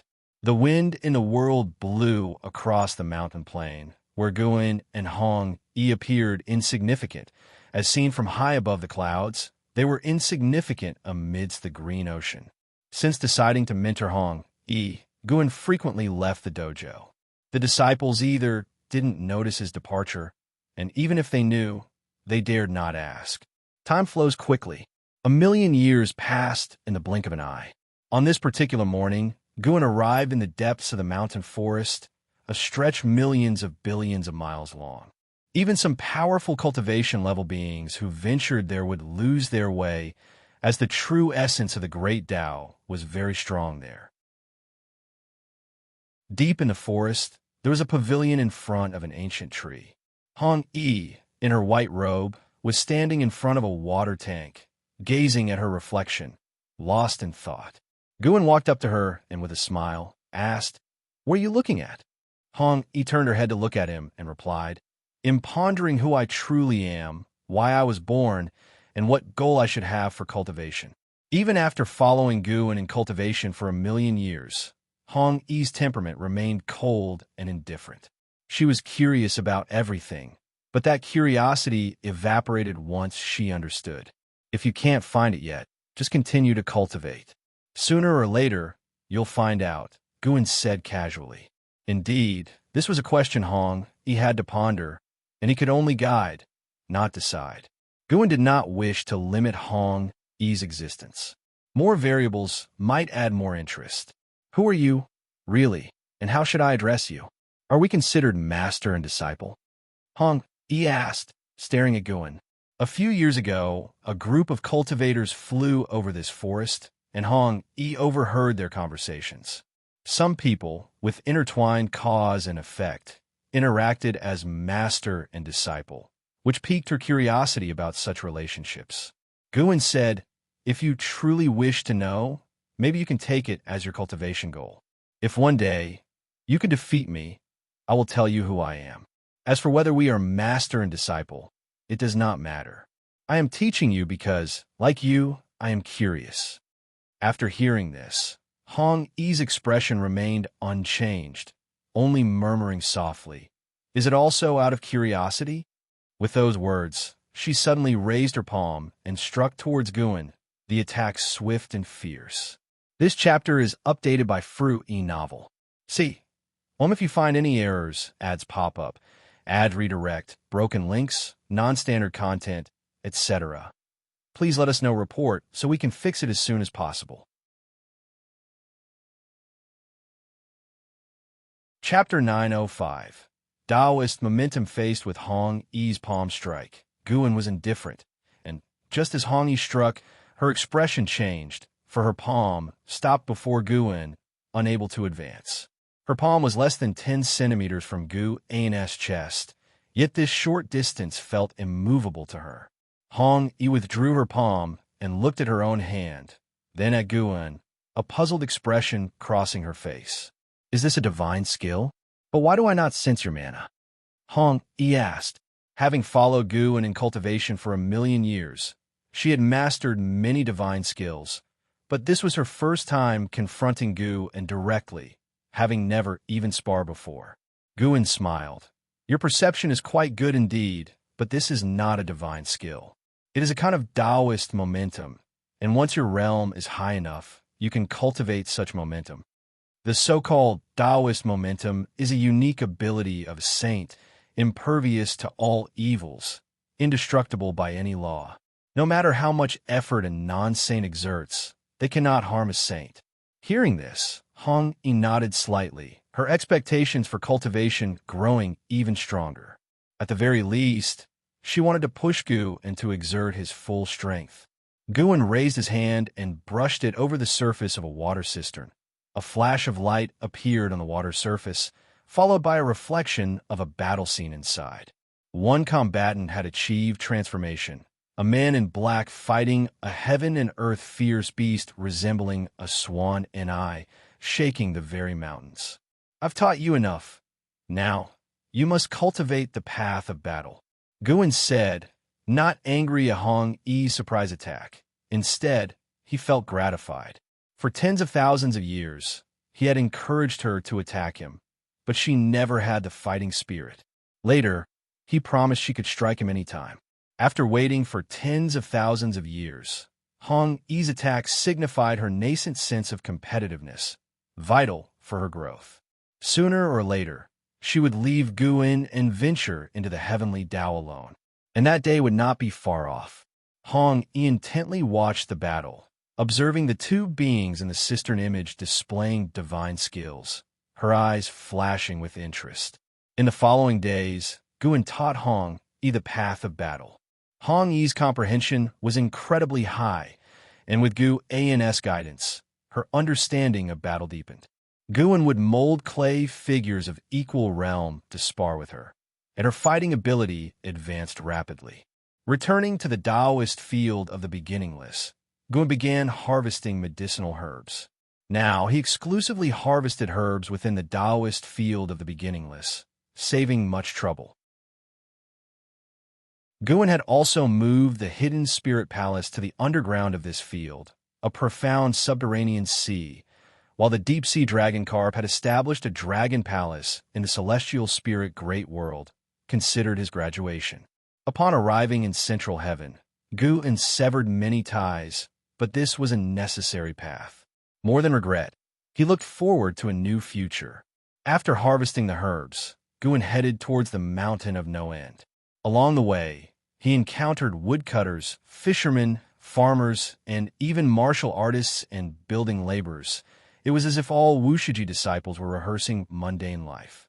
Their cultivation levels were not low, and they could sense the increasingly powerful aura outside the dojo, always feeling that their forefather might release the outside beings any moment. Seeing Guan, they merely glanced without saluting, as Guan had instructed beforehand. If everyone saluted him when they saw him, that would definitely lead to exposure. Returning to the courtyard on the mountain of no end, Shenzhen turned to look at him and asked, "Is there someone outside for you? You've been acting strangely for the past 100,000 years." Guan stopped, looked at her, and asked, "What did you see?" Shenzhen cultivated the path of cause and effect. For her to say such a thing, she must have seen something. "I see a woman cultivating with a man whose cause and effect is hidden. It should be you," Shenzhen said, her eyes on Guan, with a hint of anticipation. What she anticipated was not the woman, but her ability to deduce Gu An's figure. Guan smiled, praising, "You've been making great progress in cultivation recently to discover my whereabouts." This pleased Shenzhen greatly. She feigned modesty coughing lightly. Guan also thought it amusing. Though Shun Jun's comprehension of the path of cause and effect was strong, it couldn't anticipate a saint's cause and effect. Her success was due to his deliberate actions. Guan had deeper intentions besides motivating Shun Jun. By the way, who is that woman? What's her name? I cannot fully discern her cause and effect, Shun Jun asked curiously. The fact that Guan personally guided her meant she must have a significant background. Guan did not conceal it, explaining Hong Yi's general background. As for her great destiny from the Great Tao, he did not mention it. Hong Yi, born as a Tai-Ching golden immortal, Shun Jun appeared in a daze. She had achieved the realm of an innate golden immortal, but the heaven-balancing golden immortal remained far off. Currently, not one had emerged in the beginningless. Comparing herself to Hong Yi, born surpassing the heaven-balancing golden immortal, it was inevitably shocking. No wonder Guan personally taught her. If Shun Jun had the qualification to take Hong Yi as a disciple, she would surely do the same. She and I are not master and disciple yet. I'm merely guiding her into the Tao. Her future does not belong to the beginningless. Currently, only you know her relationship with me. Keep it to yourself, Guan said seriously. Shun Jun felt awkward upon hearing this. He doesn't want Xiao Lan to know, but doesn't care how I feel knowing? While she thought so, she replied, Rest assured, I won't tell anyone. Hearing you say this, I'm also looking forward to her future achievements. Guan laughed, finding her candid thoughts interesting. They chatted briefly before Guan returned to his room to be alone, while Shun Jun meditated before the artifact refining cauldron, seeing nothing but Hong Yi's cultivating figure. Celestial Court, Palace of the Pole Star. The palace was bright, shrouded in clouds and mist. Its edges seemed to have no palace walls, allowing views of the blue sky and even the stars. A man dressed in a golden robe, the heavenly emperor, stood atop the grand hall, his gaze fixed on the figure sitting atop the supreme dragon throne.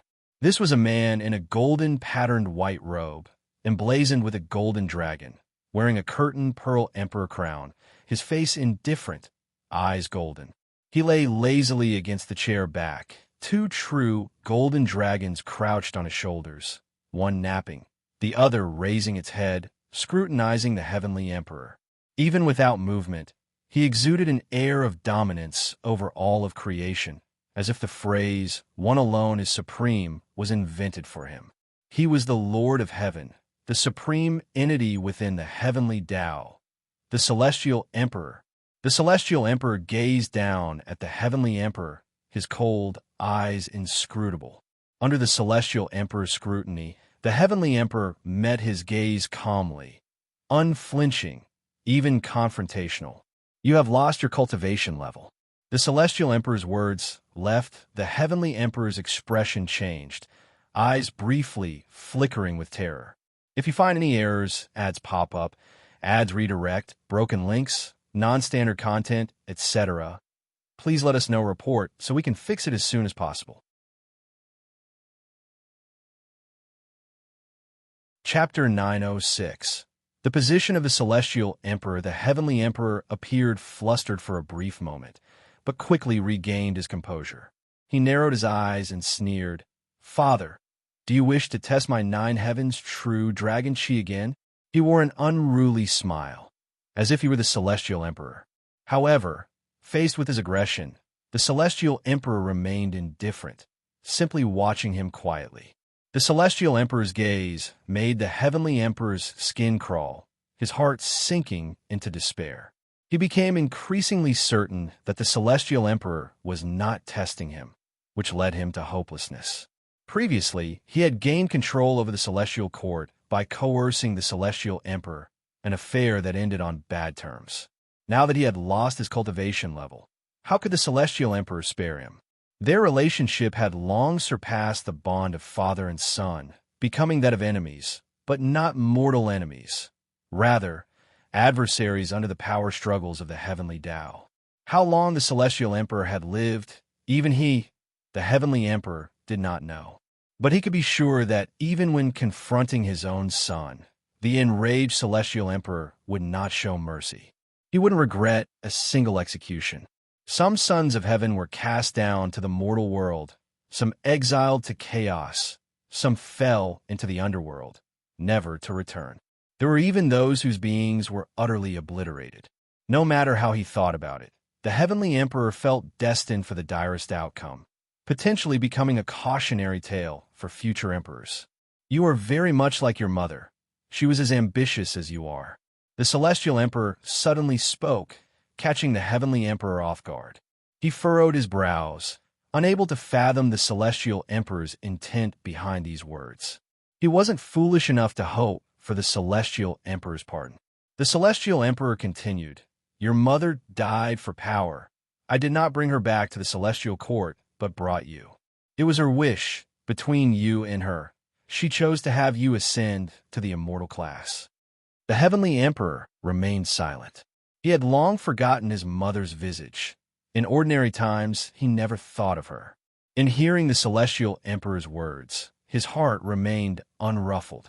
As a son of heaven, he had experienced the reincarnation tribulation before, memories far more stirring than this. He knew well that the celestial emperor chose him because of his talent. With so many sons of heaven, was it possible they all rose due to their mother's favor? Because of the celestial emperor's words, the heavenly emperor calmed. Matters had come to this. He decided to face his fate with clarity. Though he hadn't held the celestial court's authority for long, at least he had succeeded. As a heavenly son, he had done his utmost. Even if it meant dying, he would die without regret. "I will give you a chance. I will not move against your immortal authority, but you must contend with Taihao for the celestial emperor's position. Whether you succeed or not, I will pass my cultivation level to the victor, allowing either of you, even if you've lost your cultivation level, to reach the pinnacle once more." The celestial emperor stared at him, speaking coldly. The heavenly emperor showed no surprise, instead asking with perplexity, "Why do this?" The celestial emperor replied frankly, "I wish to support Taihao as celestial emperor, but he lacks distinguished merits. I intend to use you as a stepping stone. Yet if you surpass him, then it proves the throne belongs to you. My question is, why do you wish to relinquish the throne?" The heavenly emperor gazed at the celestial emperor with piercing eyes, like blades trying to stab through his heart. The celestial emperor answered, "Sitting on this throne for so long has grown tiresome. I wish to leave the celestial court, to pursue my own Tao, and to seek out an old acquaintance for a long-awaited duel. You, who have lost your cultivation level, desire to duel. I naturally have ways to regain it. Unlike you, who must pretend to remain calm, awaiting another's mercy." For the first time, the celestial emperor's tone shifted, full of sarcasm, making the heavenly emperor's face turn grim. Seeing the heavenly emperor's expression, the corners of the celestial emperor's mouth lifted in a smile. He said, "Your only chance of winning is to seize the central heaven's destiny. In the future, I will transfer the celestial Tao destiny to central heaven. By then, the immortal gods in central heaven will only grow more numerous. While Taihao is still cultivating, you still have a chance. Now leave." The heavenly emperor fell silent, with many questions to ask, but felt he had no other choice. Only by surviving could he understand these matters. Even if his questions were answered now, if he were to die, what use would those answers be to him? The heavenly emperor took a deep breath, saluted the celestial emperor, and turned to leave. The celestial emperor watched him depart, his gaze becoming profound. Time passed in a blink. Over countless millennia, central heaven had renewed its visage, the world filled with vitality. On the edge of a cliff, Hong Yi meditated facing the magnificent sun, surrounded by a purple aura. In the distant sky flew immortal birds, as if mountains soared through the firmament, a truly magnificent sight. Guan approached Hong Yi from behind, gazing at the majestic scene ahead. He sighed, "The sky of central heaven grows ever more beautiful, and now, even traces of the great Tao can be seen." Hong Yi opened her eyes, turned to him, and asked, "In this world today, what is the mightiest realm?" Gu-in, without meeting her gaze, quietly answered, Dao Extreme Daoyuo Immortal, which is the pinnacle of the immortal Dao, the third layer of the Daoyuo Dao fruit. And you are currently striving for the Daoyuo Dao fruit. Upon hearing this, Hong Yi turned her head, looking toward the horizon, murmuring, Is the gap truly so vast? Gu-in didn't reply, allowing her to ponder. After a while, he finally spoke, Hong Yi, starting tomorrow, I won't come anymore. The road ahead, you must walk on your own, do what you wish. At these words, Hong Yi immediately stood up and turned to face him, her gaze fixed intensely on him, her eyes showing anger for the first time. In all her years of cultivation, Hong Yi's emotions had remained stable, never showing such an expression. Why? Hong Yi asked through gritted teeth, her anger gradually shifting to panic. Since she gained consciousness, she had followed Gu and was the first person she saw upon opening her eyes. She had built a dependency on him and had never imagined life without him.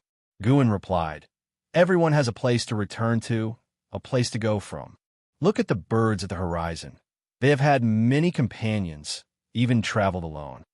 I am me, they are them. Why do you want to leave me?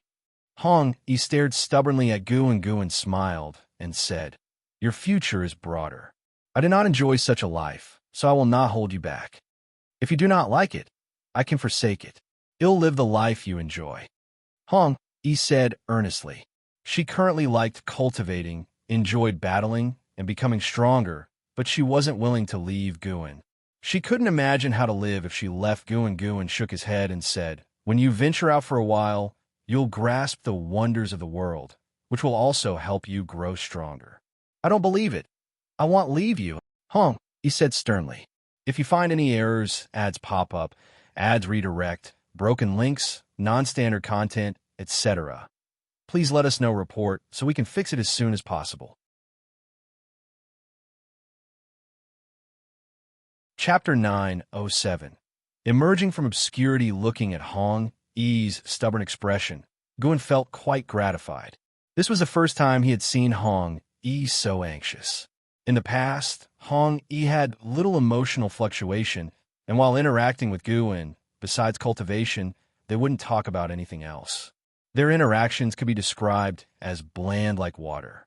The future Hong Yi would be the same, dealing with people and matters in a calm manner, displaying the demeanor of a great power. Seeing Hong Yi with such emotions indicated that Gu's efforts over the years were indeed rewarding. Gu thought for a moment and said, How about this? Live alone for 10,000 years. After 10,000 years, if you still wish to follow me, call me, and I'll appear before you to take you along. Hong Yi didn't seem happy upon hearing this, instead gripping Gu's sleeve even tighter with her right hand. She just stared at Gu without saying a word. Gu sighed helplessly, and his pupils suddenly changed, left red and right blue, leaving Hong Yi momentarily stunned. After several breaths, Hong Yi blinked, and her right hand loosened its grip.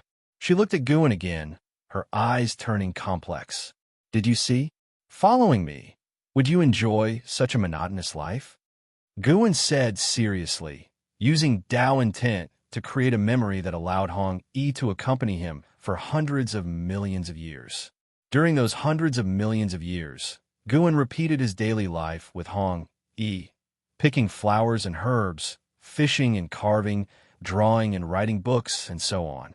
There was no conflict, no interaction with too many people. Hong Yi's heart was shaken by such a life. After all, she was curious about everything, and this curiosity destined her not to live in seclusion in one place. Gu spoke earnestly. Having seen the vastness of heaven and earth, you can truly become yourself. The birth of any creature is about finding its own existential meaning. Nobody is destined to be with another person for a lifetime. Hong Yi looked at Gu and asked, Then what is your existential meaning? How do you see me? Am I your disciple? Or is there another relationship? Gu replied, More than a mentor-student relationship, I hope you can become my fellow Taoist, inspiring each other to reach greater heights. We are merely parting ways, not saying goodbye forever. I hope that the next time we meet, you've become stronger, no longer needing my guidance and cultivation, but rather discussing Tao on equal grounds. If possible, I even wish for you to become my adversary. An adversary? Upon hearing this, Hong Yi's eyes flickered. Over the years, every time she challenged Guan, her efforts were blocked by Gu An's Taoist momentum, leaving her unsure of Gu An's true strength. Thinking about being able to become Gu An's adversary and having a heart-racing, earth-shattering battle with him, a flood of expectation filled her heart. This was the first time since her birth she felt such intense anticipation for something yet to happen. Hong Yi looked at Guan and asked, "Is the pact of 10,000 years still valid?" Guan laughed and said, "Not just 10,000 years. In the future, whenever you think of me or need me, you can call for me. Do not disclose my existence to anyone, but know I will always be your backing, understand?" Hong Yi didn't seem puzzled but responded, "I don't understand, but he'll remember." Guan raised his hand, ruffling her hair, looking at her while envisioning her future form. He anticipated the divine Hong Yi. How earth-shattering will the battles among saints be? Cultivation to become a saint. Guan wants to test his own strength too, unknowingly developing a mindset similar to the Celestial Emperor. Of course, Guan wouldn't wait for Hong Yi in the primordial Tai true saint realm. He would also strive to become stronger.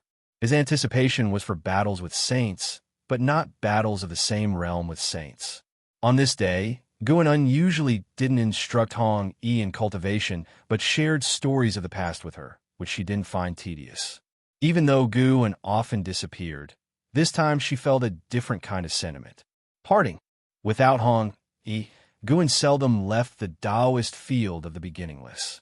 Initially, he was somewhat unaccustomed, but this feeling soon faded. Over the long years, he had already bid farewell to many old friends. He saw that Hong Yi didn't immediately leave the place of cultivation, but continued to practice, preparing to surpass the Tai Ching Golden Immortal before venturing out. In the current Central Heaven, the strongest figures have reached the Tao Extreme Deluo Immortal realm, but those are outer heaven great powers and immortal gods. Such beings can only preach, but cannot interfere with struggles within heaven and earth. The strongest local beings and ascenders, even the highest cultivation level, only reached heaven-balancing Golden Immortal. Even if Hong Yi hasn't surpassed the Tai Ching Golden Immortal, she could still roam the universe invincibly. Time passes, stars shift. 70 million years went by in the blink of an eye. This year, in Central Heaven, a being crossed the tribulation to achieve the Tai Ching Golden Immortal state, causing celestial anomalies. After successfully breaking through, he proclaimed to all living beings he wished to establish the demon race, inviting creatures capable of transformation to join him. With the emergence of the demon race, all living beings were shaken. The celestial Tao destiny in Central Heaven began to change violently, marking the onset of a whole new era. The power of the demon race sprang up like bamboo shoots after a rain, with many transforming creatures declaring themselves as demons, thereby drawing more beings to join them and intensifying the struggles within heaven and earth. On this day, atop a desolate plain where smoke still lingered, the thunderclouds above hadn't yet dispersed, and the earth was scarred as if it had undergone a terrible disaster. In the middle of a large pit, Liya, covered in blood, lay at the bottom, his hair disheveled, his clothes torn, looking very battered. He had been lying there for a long time. Once he finally regained his senses, he struggled to lift his head, finding his eyes extremely bright, filled with surprise. Such dense spiritual energy, and it carries the true meaning of the great Tao. Leo was extremely excited, having finally arrived at the legendary Central Heaven. To find Central Heaven, he had overcome numerous hardships, and this ascension almost cost him his life. As his Tao fruit began to recover, he found his cultivation level had increased, feeling the hope of attaining heaven-balancing Golden Immortal for the first time. Before he could contemplate further, a wave of powerful demon chi descended from the sky, and countless demons passed through the thunderclouds, landing on the vast earth, causing him to furrow his brows tightly. The demons in central heaven each emitted an ancient and fierce aura, and even though many of them were far weaker in cultivation than him, gathered together, they still made him uncomfortable. He struggled to rise, stood shakily, and looked up, only to see a figure appearing at the edge of the pit. It was a man in red robes with black hair dancing and a handsome face that made him somewhat confused. The red-robed man emitted strong demon chi all over, clearly not a human race cultivator, and his cultivation was unfathomable to Leah. "Are you an ascender?" The red-robed man spoke, his voice indifferent, yet imposing. Leah took a deep breath and said, "I am Leah, from the 3,000 Great Worlds. How should I address you, fellow Taoist?" The red-robed man examined him and replied, "I am Feng Xiao, a local being of Central Heaven. Why did you ascend? If you find any errors, ads pop up, ads redirect, broken links, non-standard content, etc., please let us know report so we can fix it as soon as possible."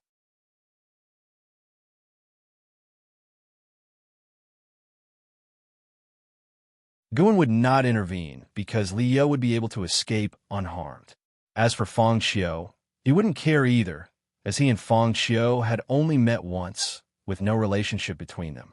Throughout the long years, Guan had touched and seen countless beings. Very few of them had walked into his heart. Li Ya's arrival indicated that the heavenly Tao had opened the path of ascension from the 3,000 Great Worlds to Central Heaven. Ascenders experienced the red dust and were deeply shrewd. They would intensify the development of Central Heaven, making the situation in Central Heaven even more chaotic. The immortal gods, who oversaw Central Heaven, established a court in the heavens. They looked down upon the evolution of all worldly matters, finding the actions of the Ascenders merely amusing. The heavenly Tao also had requirements for the Ascenders. It would not allow an existence that could disrupt the balance of Central Heaven to ascend.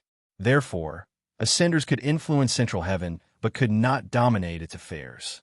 Even when on the same realm, the beings of Central Heaven could still distance themselves from the Ascenders, making them recognize reality and the difference between immortals and mortals. Every year, Central Heaven would see the birth of talented individuals and Heaven's proud sons appearing out of nowhere, proclaiming their might. Those ambitious Ascenders would suffer repeated setbacks, beginning to reign in their arrogant hearts. Autumn rain drizzled down, and the mountain forest, drenched by the rain, emitted mist. Guan sat in a small pavilion halfway up the mountain, appreciating the rain, with fine wine and flower fruits arranged on the table, prepared by the ghost mother of ephemera. A figure passed by on a mountain path outside the courtyard, suddenly stopping and turning to look at Guan. This person was precisely Wu Xie. Since arriving in Central Heaven, Wu Xie had not stopped cultivating. His cultivation level rose rapidly and was already close to reaching the heaven-balancing golden immortal realm. He was still the most dazzling disciple within the beginningless. Wu Xie looked at Guan inside the pavilion, recalling the words he once said to him. "Am I really that boring?" Wu Xie had more than once doubted himself in this way, reflecting that apart from cultivation, he indeed had no other interests. Communicating with fellow disciples, they only talked about cultivation. He used to think cultivation was most important, but after arriving in Central Heaven, his views had somewhat shifted. Cultivation was indeed important, but the path of cultivation was never just about solitary retreat. Especially after the ancestor asked them to adapt to mortal identities, more and more disciples began to find new paths to enlightenment. Laboring in the fields allowed one to observe the Tao of the earth. Chopping trees and building houses allowed one to hear the Tao of feng shui from all directions. Painting landscapes allowed one to appreciate the Tao of life in all things. In recent years, Wu Xia also thought about what kind of mortal identity he should assume. He passed by here not because he was heading for the ancestor, for in truth, No one in the dojo could capture the ancestor's aura and cause an effect. He just happened to be passing by. However, upon seeing the ancestor's figure, he suddenly wanted to chat with the ancestor and ask for guidance. The ancestor seemed to have no opinion of him, only that he wasn't interesting enough. If he had doubts and actively asked the ancestor might not refuse, right? As Wu Xie hesitated, Gu In's voice came through. If you want to ask, then come on. Wu Xie was shocked. How could his thoughts be guessed? But thinking of the legends about the ancestor, he quickly became relieved. The ancestor was an existence even more formidable than immortal gods. Seeing through people's hearts was nothing extraordinary. Wu Xie immediately walked to the small pavilion, directly to Gu In's side, and bowed. Sit down. Guin looked at Wu Xie and showed a kindly smile. Wu Xie was also moved by his smile and completely eased his burden. Before Wu Xie could speak, Guin took a book from his bosom and placed it in front of him. Wu Xie unconsciously took a closer look and read the title aloud. Journey to the West. Since the weather is pleasant, you may as well take a look first. Hearing Gu An's words, Wu Xie immediately picked up Journey to the West. He had long heard that the ancestor enjoyed reading books, not scripture, but mundane books, and he had tried to read them, but could not calm his mind. This time, as Wu Xie opened Journey to the West, he felt an inexplicable peace in his heart, none of the previous impatience, and quickly got absorbed in its content with a quiet mind. After Wu Xie finished this book, Guin took out another one. Without asking, Wu Xie picked it up and read. So it went repeatedly. Guin kept changing books, and Wu Xie kept reading diligently, just at an incredibly fast pace. The autumn rain continued, and white streaks of lightning appeared in the thunderclouds at the horizon, illuminating distant mountains, with red light seeming to flash at the edge of the world. Guin turned his head to look, muttering softly to himself. In the end, couldn't refrain, could he? He saw the Celestial Emperor descending into the mortal world. The Celestial Emperor came to Central Heaven not to plot the Celestial Tao destiny, but rather, he was coming for him. The Celestial Emperor seemed to have calculated that Gu and would come to Central Heaven. If you find any errors, ads pop up, ads redirect, broken links, non-standard content, etc., please let us know report so we can fix it as soon as possible. Chapter 909. Anticipation regarding the descent of the Celestial Emperor. Guin did not take it too seriously. Before his sainthood, he wanted to compete with the Celestial Emperor, but after becoming a saint, this thought faded.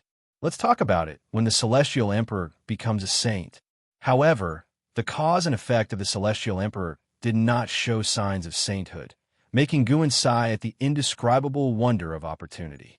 In front of the great Tao, there is no fairness to speak of. The Celestial Emperor, who created the heavenly Tao and so many fortunes, bitterly sought the opportunity for sainthood in vain, while Hong, he was destined to become a saint from birth. How ironic is that? Guin pondered as he admired the autumn rain outside the pavilion. This rain reminded him of the scenes in the profound valley of the Supreme Sect, becoming increasingly vivid in his mind, bringing a smile to his lips. Until dusk, Guin finally looked at Wu Xie and opened his mouth. How do you feel? Wu Xie came back to his senses, looked up at Guin, and could not help but smile. He had read books before, but they were all books on cultivation. This was his first time truly savoring mundane books. Although he had previously observed the myriad states of the human world and knew of various worldly affairs, reading mundane books today gave him a different experience. For the first time, he could feel the emotions and thoughts of mortals. Previously, he couldn't calm his heart, but today he was inexplicably at peace, knowing that this was definitely not a coincidence. It must be the doings of the ancestral master. Wu Xie's eyes showed gratitude. He suppressed his excitement and said, I think I have found the answer. Having read so many books, he became interested in the identities of some protagonists and also wanted to experience their lives. Then let's head back, Guin said with a smile. Upon hearing this, Wu Xie immediately stood up, bowed to him, and then turned to leave. The rain had stopped, and as he walked on the muddy mountain road, he suddenly realized something and paused to turn his head back. This time, he also did not say much to the Ancestral Master. After mustering the courage today to chat with the Ancestral Master, he was excited, but from the Ancestral Master's perspective, he did not bring any amusement today. It seems I really am an uninteresting person. Wu Xie gave a wry smile, not feeling disappointed, and quickly left. The everyday lives depicted in the books gave him many insights, sparking interest beyond cultivation. Sitting in the pavilion, Guan, instead, felt that Wu Xie had become lively. Although Wu Xie considered himself uninteresting, it made him appear intriguing. Of course, Guan only found Wu Xie to be somewhat interesting. It wasn't enough for him to always keep Wu Xie around. Moreover, he was the Ancestral Master. How could he actively seek out disciples to play with? Su Han could often accompany him, because Su Han was proactive enough. Guan stood up and walked out of the courtyard. The wine jars on the table would naturally be tidied by someone else. The night quickly descended, with stars lighting up one by one across the night sky, adorning the galaxy. Central Heaven's night was utterly beautiful, often graced by the sight of meteors streaking across. The descent of the Celestial Emperor did not stir up any commotion in the human world. No human or immortal knew he had come. In the years that followed, when immortal gods and outer heaven great powers preached, they began to praise the Celestial Court, allowing the Celestial Court to formally enter the hearts of the living beings in Central Heaven. Meanwhile, countless demon race forces emerged between heaven and earth, with powerful beings occupying territories as kings, rallying under the banner of demons. Influenced by the Ascender's instigation, the concept of conquest began to spread. 1,000,000 years later, Central Heaven entered an era of conquest, where seizing land and expanding territory became the ambition of various demon kings, leaving fewer and fewer pure lands in the human world. One great power, while preaching, said that whoever could unify the demon race would achieve great merit and rank in the immortal class. Upon hearing this, all living beings were inspired. Regardless of cultivation level, everyone was fueled with ambition, even leading to numerous incidents of demon kings being betrayed by their subordinates. Under the Tsangtian, barren mountains stretched for thousands of miles. At a glance, green was rare, displaying only a desolate landscape. On a cliff, Leah, dressed in black, carried a treasure sword on his shoulder, with a straw in his mouth, strolling leisurely. Disheveled and with long hair casually tied at the back, he resembled a wanderer of the wilds. Leah was contemplating which holy land to visit next. Ever since he freed himself from Feng Xiu, he began traveling the world, having recently attended a preaching session. Central Heaven indeed had many profound, great powers. It was said that the great power who preached came from outer heaven, and the Tao he preached was something Leah had never heard of in the 3,000 great worlds. It was incredibly profound, benefiting him greatly. Coupled with the nature's spiritual energy and natural great Tao of Central Heaven, he believed that spending the same amount of time in cultivation would yield far greater achievements here, making him immensely look forward to the future. Once he attained Tao and immortality, he wanted to return to the celestial spirit great world to have his father see what a true immortal truly was.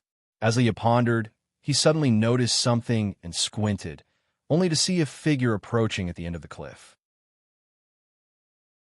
It was a woman in white, possessing an immortal aura and peerless beauty, yet her expression was aloof, as if she did not partake in worldly affairs, akin to a female immortal.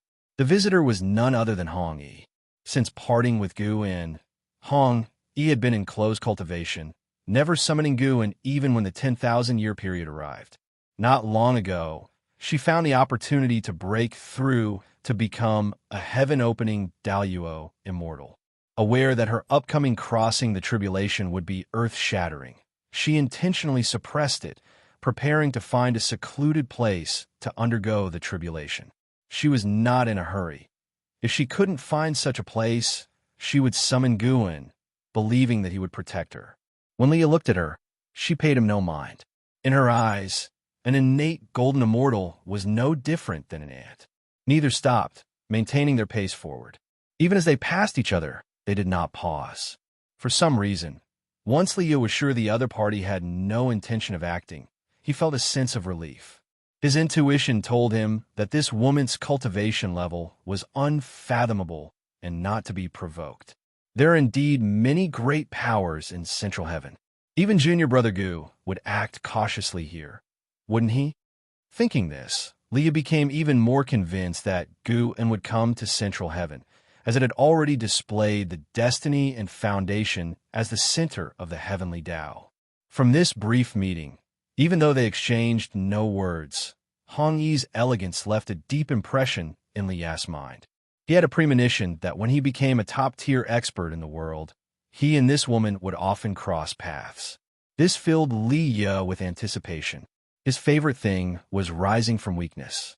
Coming to Central Heaven, he once again became small and without reputation, but it filled him with fighting spirit. Unbeknownst to him, Hong Yi equally had no reputation.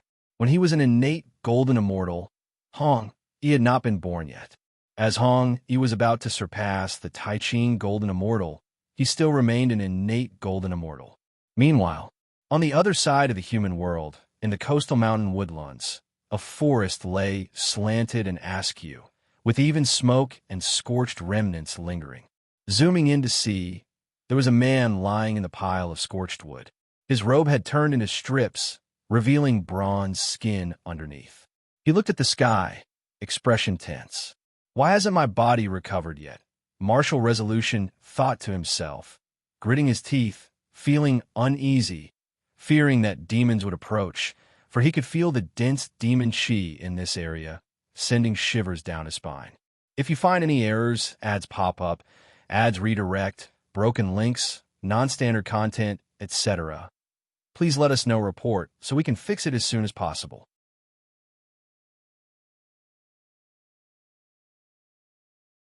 Chapter 9-10. The birth of the human race. Martial Resolution struggled to calm his mind and steady himself. He began to wonder about the origins of this world. Having traveled through the 3,000 great worlds, he was unfortunately swept into a space-time turbulence while contesting for a supreme treasure. When he awoke, he found himself in this place. It had been many years since he left the celestial spirit great world, and despite having visited many realms, he was still shocked by the spiritual energy of this world. What on earth is this place? Martial Resolution sensed the dense demon chi from all directions and suspected he had arrived in a domain ruled by the demon race. Among all the 3,000 great worlds, there aren't many where the demon race reigns supreme. Suddenly, a fierce wind howled, stirring dust and acrid smoke, making his vision blurry and heightening his tension. When his vision cleared, he was taken aback. He saw a four-winged yellow dragon flying overhead. Its huge body couldn't be concealed by the sea of clouds, and an overwhelming aura descended, making him feel suffocated. Even as a heaven-encompassing free immortal who had endured countless trials, Martial Resolution felt so insignificant in front of this dragon. The other could crush him effortlessly with a single claw. The most terrifying thing was that someone stood atop this dragon's head. Although the person appeared small next to the four-winged demon dragon, their aura was so formidable that Martial Resolution couldn't ignore it. Martial Resolution's heartstrings tightened, sensing himself on the brink of a dire situation, uncertain how he might escape this peril. However, the Taoist atop the four-winged demon dragon merely glanced at Martial Resolution and did not command his mount to stop, nor did he make any move or utter any word towards Martial Resolution. Even after the four-winged demon dragon disappeared into the horizon, the look from the Taoist lingered in Martial Resolution's mind. What kind of gaze was that? Apathetic, devoid of any emotional color, unconcerned with his presence or condition. Such indifference was as if looking at a mere insect. No, even less than an insect. As if regarding the flowers and grass by the roadside, Martial Resolution felt a deep sense of insult, though his anger faded quickly, replaced by relief. Though humiliated, At least he survived. He suddenly realized that this world was different from any he had visited before. Despite the dense demon chi, no demon has come to trouble him, perhaps not because they haven't noticed him, but because they have and simply don't care. Thinking of this, martial resolution's composure returned, and he began to anticipate the sights that lay ahead. Not until a full day and night passed did martial resolution return to his normal state. When dawn broke, he leapt into the air, proceeding with caution. He flew towards a direction with the most living auras. That direction held not only demon chi but other energies, even containing immortal chi. His instinct told him that flying that way, great opportunities awaited. Guin, while picking medicinal herbs, watched martial resolution as he went to listen to the Tao. He still missed this old friend. In the past, when he was yet weak, he became acquainted with martial resolution. At that time, both were nobodies in the Supreme Sect. Martial resolution's intense grief and sorrow could strangely prolong his lifespan, aiding him to reach his current heights. Martial resolution's arrival in Central Heaven was naturally orchestrated by Gu, and Central Heaven would eventually become the ultimate destination for cultivators of the 3,000 great worlds. Guin merely helped martial resolution arrive early. Without his intervention, martial resolution would have been torn to ashes by space-time turbulence. Now, when Guin looked at martial resolution, he perceived many things. Martial resolution's soul contained a true meaning of the great Tao. Although it was far from Hong Yi's creation, this true meaning of the great Tao could aid martial resolution to travel further. Upon arriving in Central Heaven, martial resolution immediately encountered countless new threads of destiny. Guin quietly extinguished some of the destiny lines that ended prematurely, so that when martial resolution faced choices in the future, he would be inexplicably led to make different decisions and avoid early demise.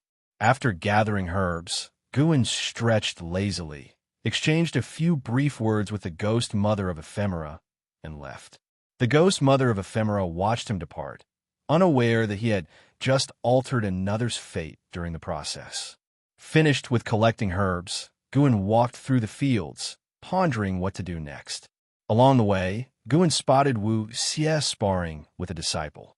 The two wielded scimitars, dueling at the edge of the forest, their figures intersecting quickly but within the realm of the mundane. They had deliberately disguised themselves as martial artists. Guin did not pause his stride, yet his gaze invigorated Wu Xie and the disciple, making their movements increasingly fast. Only after Guin vanished from their sight did they calm down. "Martial uncle, how many times do we have to fight like this?" The fighting disciple couldn't help but ask Wu Xie. Wu Xie glared at him and said, "Don't think it's tedious. One day, you'll gain enlightenment from this. Your emotions aren't adequate. It's not like facing a mortal enemy. If you encounter someone suspicious, you'll surely be seen through. Do you want to be the first disciple expelled?" Upon hearing this, the male disciple quickly shook his head, his face contorting with hatred, making his moves erratic, which pleased Wu Xie. "Now it's more like it." Their battle was just a glimpse of events within the Taoist field of the beginningless. More and more disciples were attempting to practice mortal interactions to immerse themselves fully. Their instincts told them that the day for the Taoist field of the beginningless to open was approaching. Guin was also waiting. He was waiting for the human race to be established, for the Celestial Emperor to leave. In the years that followed, watching the experiences of Liya, martial resolution, and Hong Yi became Guin's pastime. After the Celestial Emperor descended to the mortal world for countless millennia without finding Guin, he chose to leave Central Heaven. During this period, the Celestial Emperor once came near the beginningless, but was misled by Guin's Tao intent, causing him to bypass it. The Absolute Supreme of the Heavenly Tao was unaware and could only leave with regret. Not long after the Celestial Emperor departed, the Heavenly Emperor descended with a female immortal. This female immortal descended in the extreme east to begin creating the human race. The birth of the human race led to the celestial Tao light layer, shrouding central heaven to shower abundant merits, as the immortal gods proclaimed the event to all living beings. Creating a race could earn celestial Tao merits and ascend to immortality, which stirred a great uproar in the world, as the term human race etched itself into the awareness of all living beings. What kind of race could their mere birth elevate their creator to the immortal class? Learning of the human race's birth, the Wushiji disciples grew more anxious as they were disguising themselves as mortals. Now that the human race was born, it clearly determined the opening of the beginningless. That day, in a bamboo forest, Guin sat on the steps, guiding an Xian and Zue in cultivating the immortal emperor's eye, as the two disciples meditated beside him, each staring into the other's eyes with their own immortal emperor's eye. They were using the immortal emperor's eye to engage in combat. Suddenly, an Xian and Zue's expressions changed dramatically as they were simultaneously repelled, falling to the ground. They sat up, clutching their chests, looking at Gu and filled with a palpable sense of dread. If you find any errors, ads pop up, ads redirect, broken links, non-standard content, etc., please let us know. Report so we can fix it as soon as possible.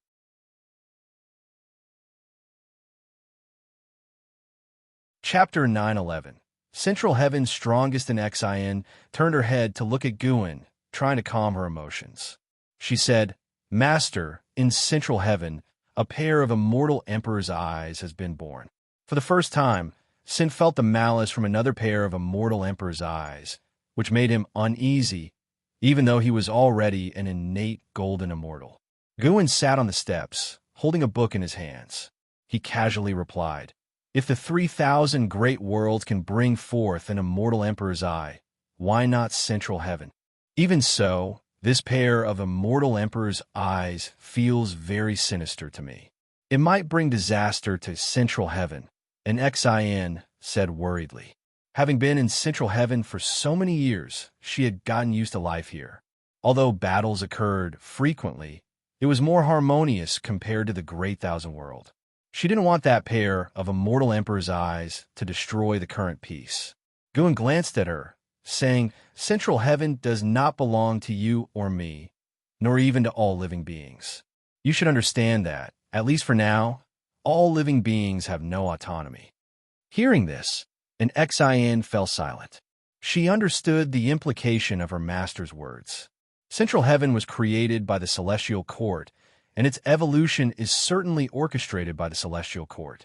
Having gone through so many tribulations, an Xian could confirm that the Celestial Court was the supreme ruler of the heavenly Tao. No one could shake it, not even her master. Sin asked, "Master, could the immortal emperor's eye be related to the Celestial Court? I remember you said that the Celestial Court does not tolerate the existence of immortal emperor's eyes." Guin replied, "That's right. The immortal emperor's eyes are derived from the celestial emperor's bloodline. However, with the fall of the Son of Heaven, its destiny was scattered across the heavens, making the immortal emperor's eyes into acquired divine power. Compared to the Son of Heaven's immortal emperor's eyes, there is a substantial gap." An Xian and Sin exchanged a glance, both furrowing their brows. Sin pressed on, "Can't our immortal emperor's eyes surpass the Son of Heaven's?" "Under normal circumstances, no.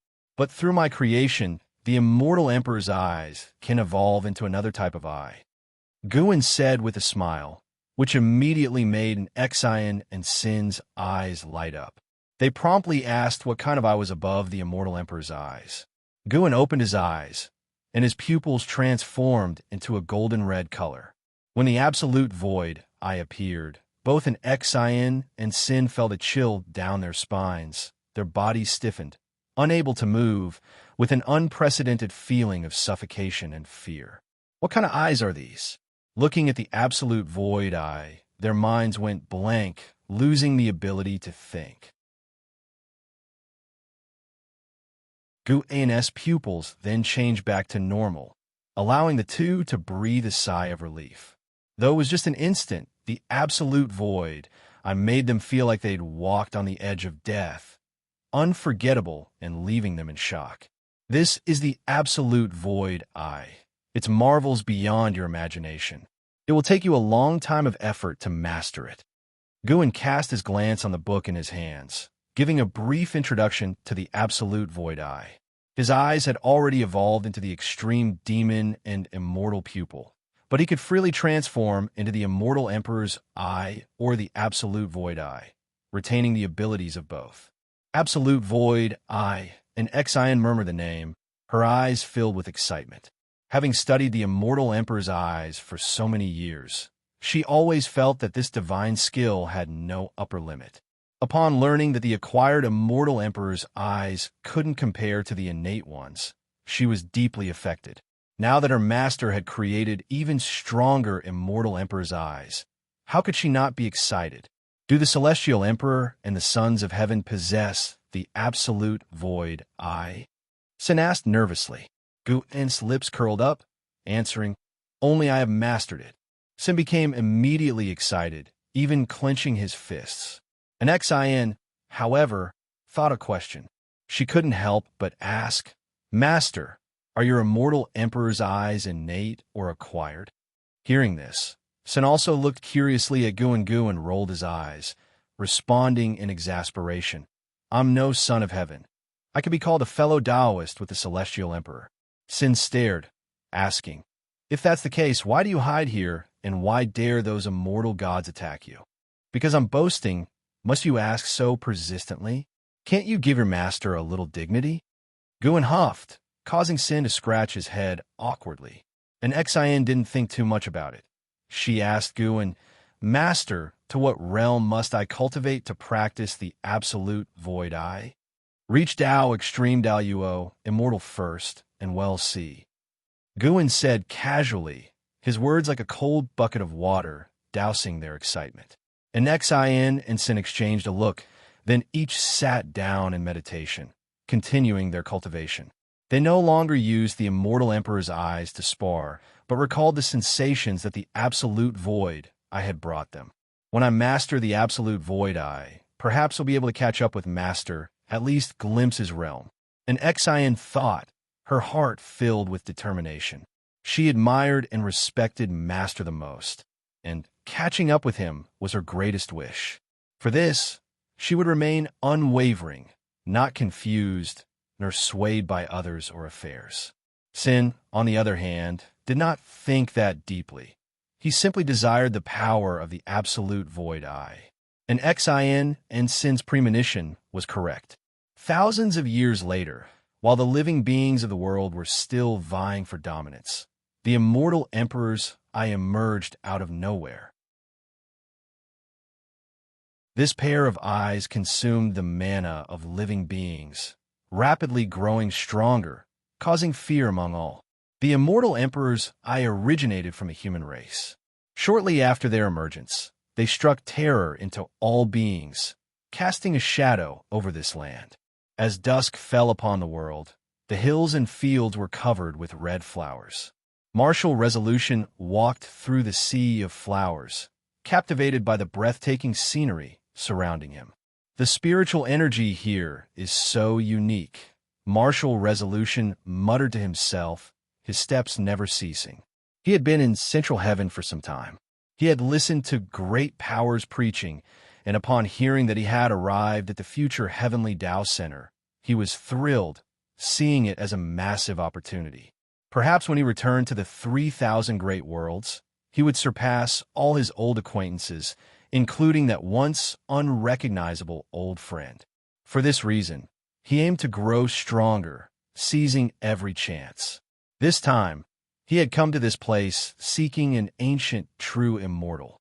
It was said that an immortal god lived in this area, holding a high position in the celestial court, having given many sermons in Central Heaven, with his sacred name widely celebrated. This immortal was known as the white-haired ancestor. Rumor had it that the white-haired ancestor was waiting for a destined person. If chosen, they would be taken as an inheriting disciple and could eventually be ranked among the immortal class. Martial Resolution had no great desire for immortality. He simply wanted to become stronger. And the white-haired ancestor was the strongest individual he had heard of thus far. Filled with anticipation, Martial Resolution quickened his pace. Just then, an aura approached rapidly from behind, startling Martial Resolution to turn and look. He saw a figure clad in white continuously appearing closer, arousing his vigilance. Judging by the other's aura, their cultivation level was not inferior to his. If they intended to attack, their speed would surely be faster. Martial Resolution stopped, waiting for the white-clad figure to arrive before him. Soon, that person appeared before him, and upon seeing their features, he was taken aback by their beauty and distinguished aura. A handsome face and outstanding temperament. The Heavenly Emperor looked at Martial Resolution, wearing a gentle smile. He spoke, "I am Supreme. May I know how to address fellow Taoists? If you find any errors, ads pop up, ads redirect, broken links, non-standard content, etc. Please let us know report so we can fix it as soon as possible."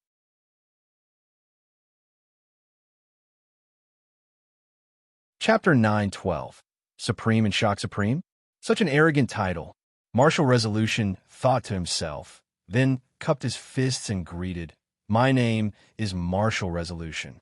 Upon meeting fellow Taoist, I wonder what business you might have." Though Emperor Taihao seemed harmless, Martial Resolution remained cautious.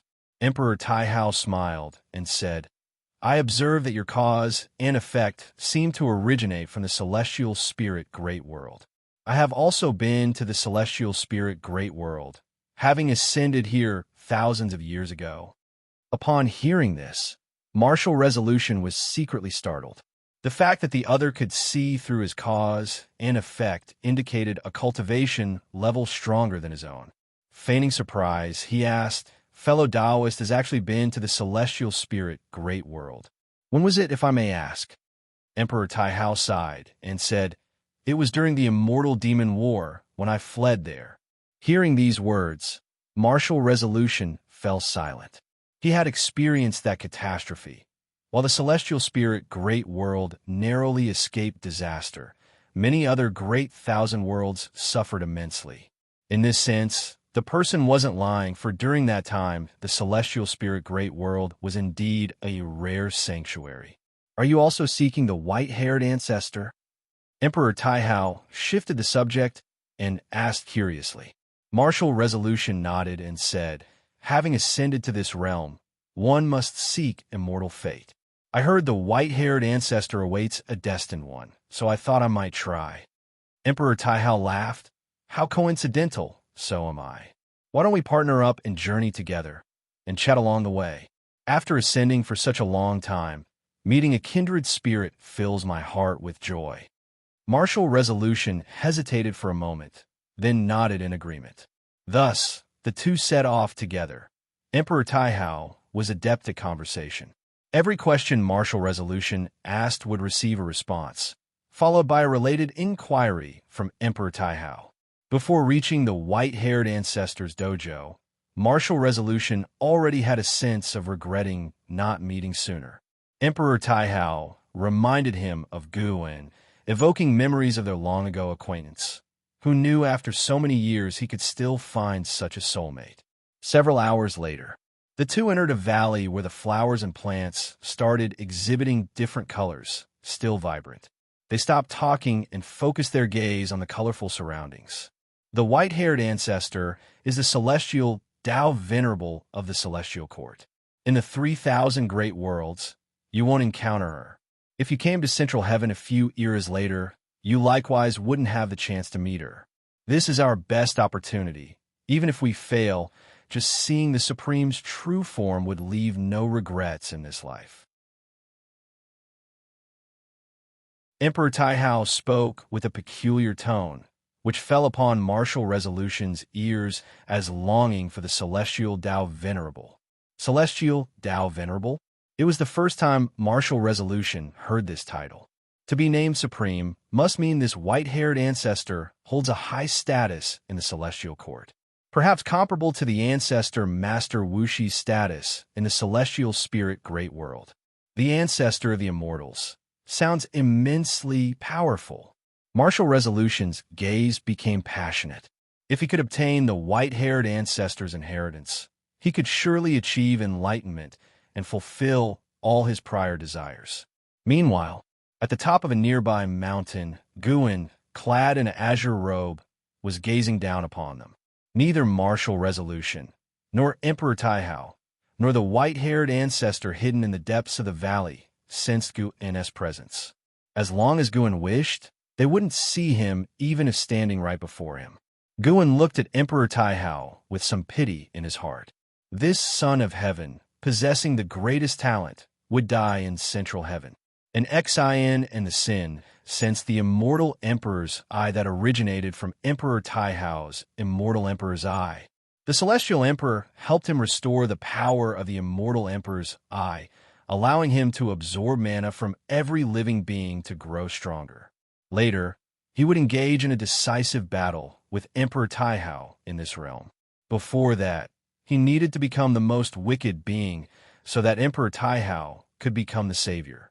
For Emperor Taihao, this was a dead end.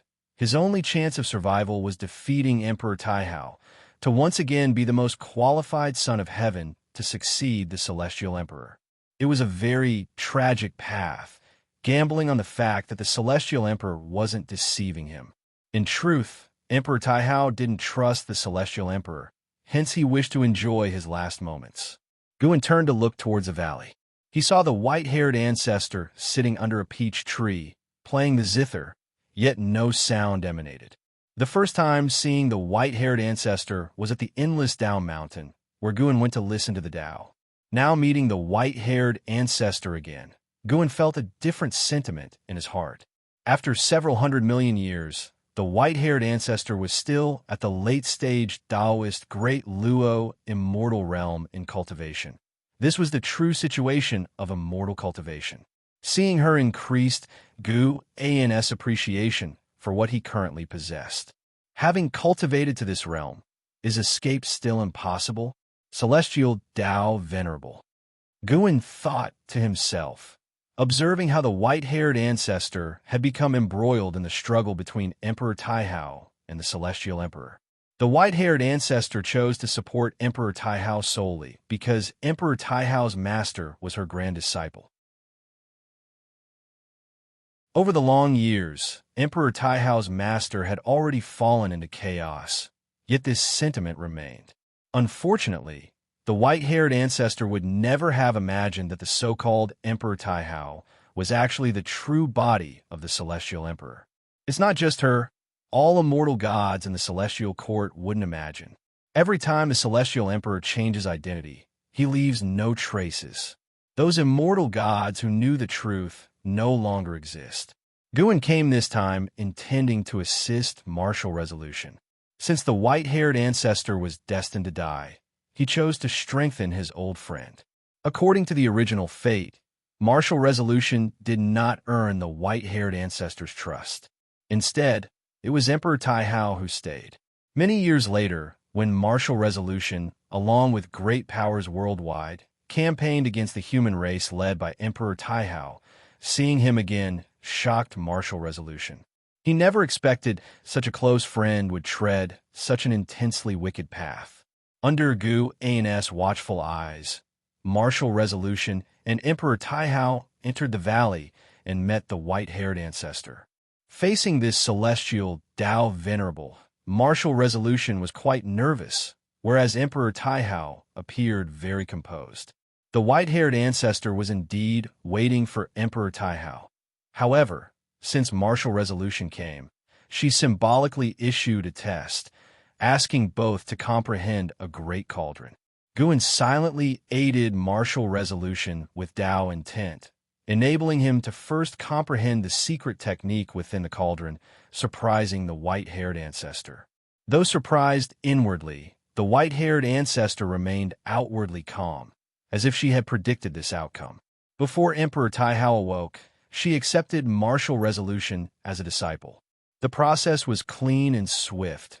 making martial resolution believe the legends were indeed true. He was immensely excited and immediately bowed to the white-haired ancestor. After a long while, Emperor Taihao also awakened. He successfully comprehended the secret technique, but upon learning martial resolution had achieved enlightenment quicker, he was shocked. He gave martial resolution a deep look. His astonishment surpassed even that of the white-haired ancestor. So the talent of a mortal spirit can surpass that of the Son of Heaven. Thus, martial resolution and Emperor Taihao both apprenticed under the white-haired ancestor to henceforth cultivate supreme Tao technique in this valley. The white-haired ancestor watched martial resolution, engrossed in discussion with Emperor Taihao, feeling a mix of emotions. She merely sought to wait for Emperor Taihao, unexpectedly encountering such a prodigy. His talent was average, but deep within his soul lay a peculiar true meaning of the great Tao. Coupled with his incredible comprehension, after her initial shock, the white-haired ancestor suddenly had an idea. If you find any errors, ads pop up, ads redirect, broken links, non-standard content, etc., please let us know report so we can fix it as soon as possible.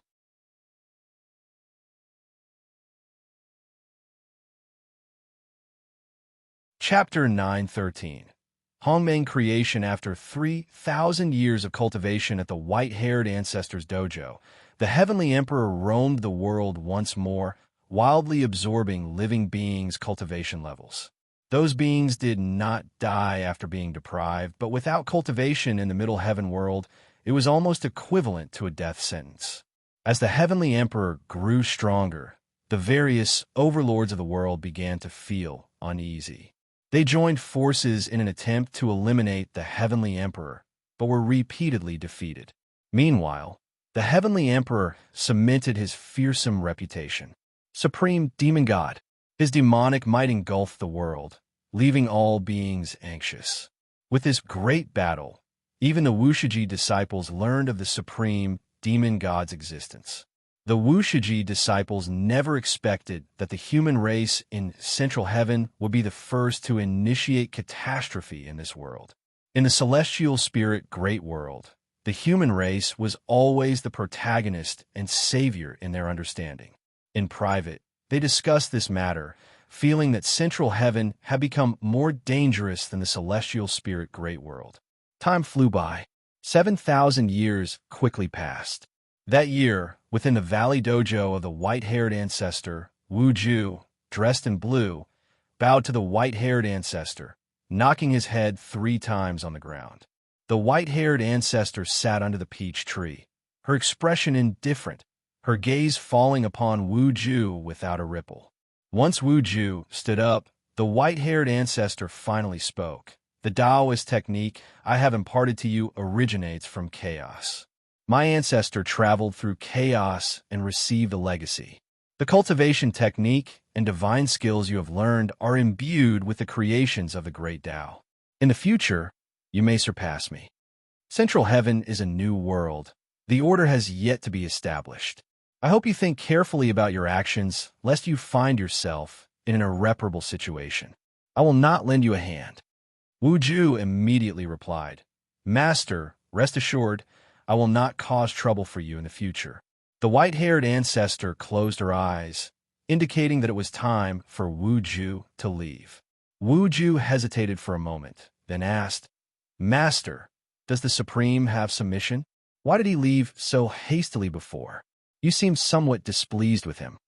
The white-haired ancestor, eyes still closed, answered, From now on, pretend you don't know him. His identity is special. His path is fraught with peril, and no one else can interfere.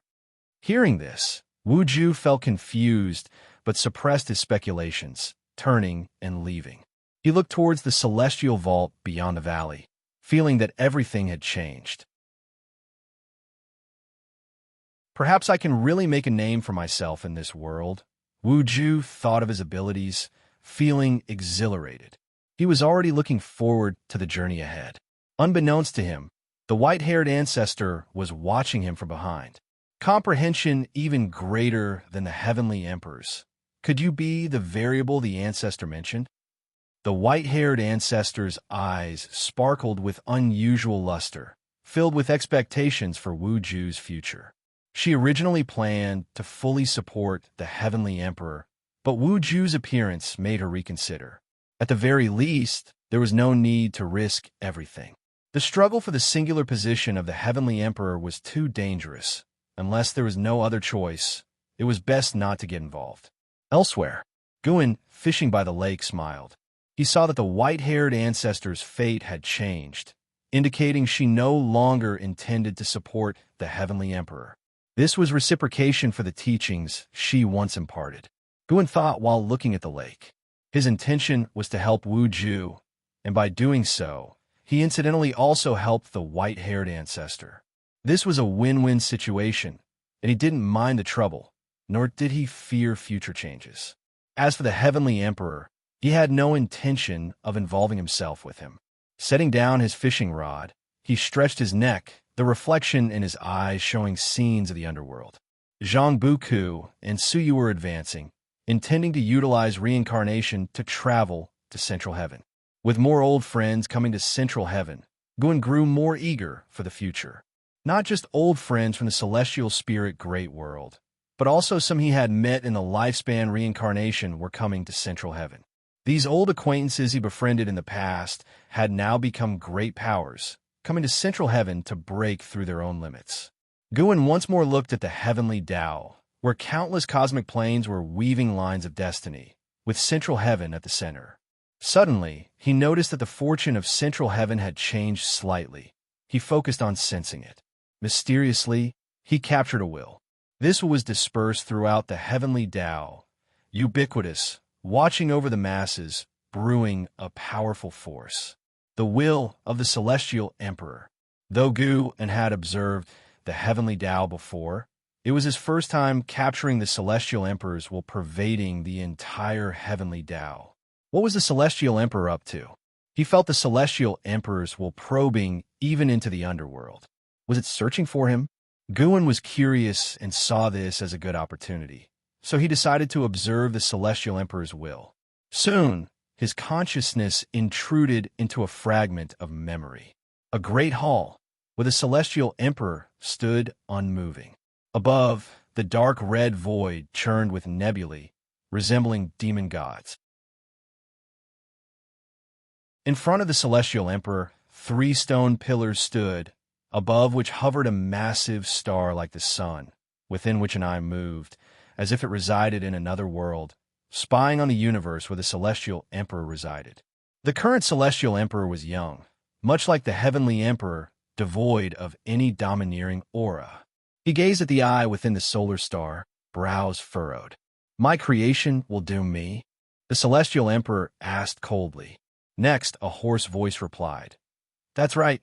You destroyed Hongmeng, and this cause and effect will entangle you, eventually backfiring upon you." This made Guan reflect on his experiences. He had gone to the Hongmeng Great World, breaking through there, leaving a deep impression. Though desolate, the Hongmeng Great World gave Guan a sense of hidden secrets. After becoming a saint, Guan looked again, seeing the Hongmeng Great World beneath the heavenly Tao, lying deeper within the cosmic plane.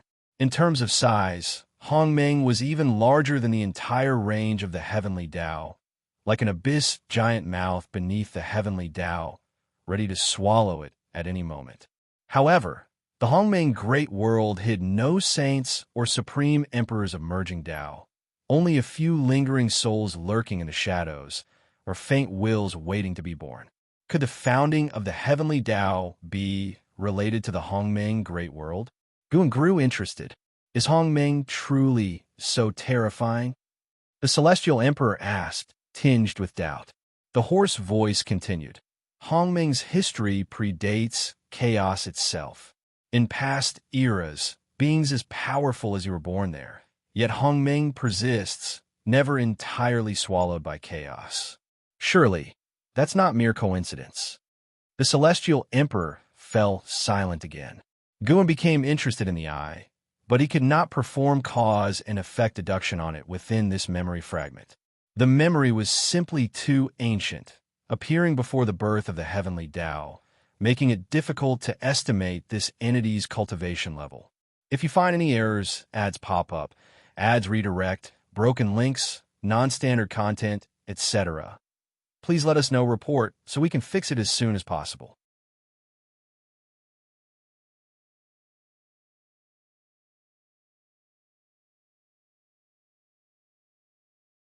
From the Celestial Emperor's will, Guin glimpsed many beings. These beings appeared in the Celestial Emperor's memories because the Celestial Emperor was currently puzzled. Just like that shadow, the Celestial Emperor did not notice at first. But as he reached the Supreme Emperor of Ultimate Merging Tao, he became aware of its existence, though he could not trace its whereabouts. This time, the Celestial Emperor used his will to search the entire heavenly Tao, not targeting Guin, but the cause and effect of Hongming. As for why the Celestial Emperor conducted the search at this time, perhaps he sensed something. Guin started to reel in his rod. The recent observations sparked new guesses and understandings of the great Tao within him.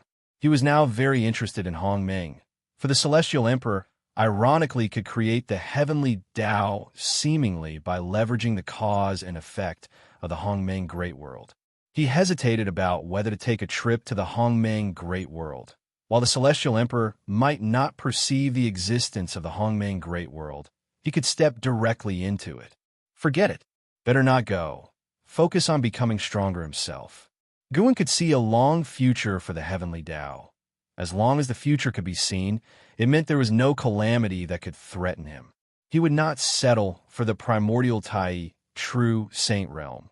Even if there was no one in the same realm on the surface, he would still strive to grow stronger. When there were no more puzzles in his heart, that would be the moment of truly being the strongest. The supreme demon god roamed invincible. No creature could subdue him. And in the years that followed, human race strongmen began to rise, following him in battle, making all living beings in the world feel a sense of crisis. Thus, the one who established the concept of the demon race, a figure of great power, called upon all the demon race of the world to gather and select a demon emperor together, to unite the demon race of the world and jointly resist the supreme demon god. For a time, the entire world became lively, with powerful beings flying over the Taoist field of the beginningless every day, provoking much discussion among the Wushiji disciples. On this day, in the courtyard, Xiaolan came to find Guin. She sat by Guin's side and curiously asked, "Is that little creature from before going to rise in this grand event, becoming one of the 7 demon emperors, or even the ancestor of 10,000 beasts?" She always remembered that day. She and an Exian accompanied Guin fishing. When they encountered a fire-red crow, Guin said it would become the ancestor of 10,000 beasts in the future. Its name was Feng Qiu. Guin was holding a book recently written by Wu Xie. He replied casually, "That's right. As early as a few years ago, he had already become famous throughout the world, just that the fame hadn't reached Wuxi yet." Upon hearing this, Xiaolan became even more curious. She began to question about this upcoming demon race grand event, and Guin answered them one by one, as these were events soon to happen, and Xiaolan couldn't interfere, revealing the secret wouldn't affect much. From Guin's answers, Xiaolan could already feel how strong the demon race had become. She found it incredible. After spending so many years in Central Heaven, she felt time flew by quickly. The first day of arrival seemed just like yesterday. Yet during these years, Central Heaven's foundation already far surpassed the celestial spirit great world. The demon race had over 100 beings reaching the Taichin Golden Immortal realm. What kind of talent was that? Her mindset began to change. From looking down at Central Heaven to looking up, for the first time, she felt her own talent was quite ordinary. By the way, what is the origin of that supreme demon god? Is it also a pawn of the heavenly court immortals? Xiaolan asked, perplexed. Such a powerful demon race couldn't overcome the supreme demon god. Then how terrifying must the supreme demon god be? Guin glanced at her, smiling. "You have become smart." Xiaolan fell silent for a moment, then asked, "Does it have to be that all living beings slaughter each other for the heavenly Tao to advance?" Such rules seem too absurd. In your eyes, it might seem as if the heavenly Tao is at a standstill, with living beings born and perishing. But in reality, each tribulation breeds stronger beings, their cultivation levels, their destiny strong enough to rival the entire heaven and earth. The heavenly Tao is indeed unfair to mortal spirits, but it favors the immortals. Guin answered, stating the facts. The celestial court also had similar tribulations and reincarnations, each time consuming 90% of the immortal gods. Yet those who survived grew stronger. Those celestial Tao Supremes were those who survived the calamities, breaking through limits. One immortal's destiny equals millions of immortals. And it was with such a strategy that the celestial emperor continuously grew stronger.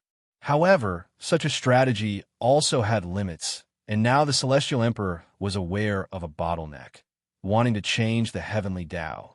Xiaolon looked up at Guin, asking, "Senior brother, will you interfere with Central Heaven in the future?" Guin chuckled faintly and said, "Since I am in this world, how can I be completely isolated from it? Once the dojo opens, trouble will find its way here. If you find any errors, ads pop up, ads redirect, broken links, non-standard content, etc. Please let us know report so we can fix it as soon as possible."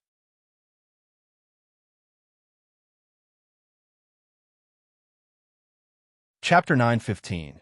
The dojo enters the world. Upon hearing Guin's words, Xiaolon deeply agreed, and she wouldn't try to persuade Guin not to open the dojo.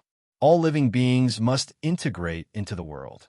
Their efforts in cultivation are just for more freedom within it. If it's just to avoid calamity, then why bother cultivating? Dying early would end it all, wouldn't it?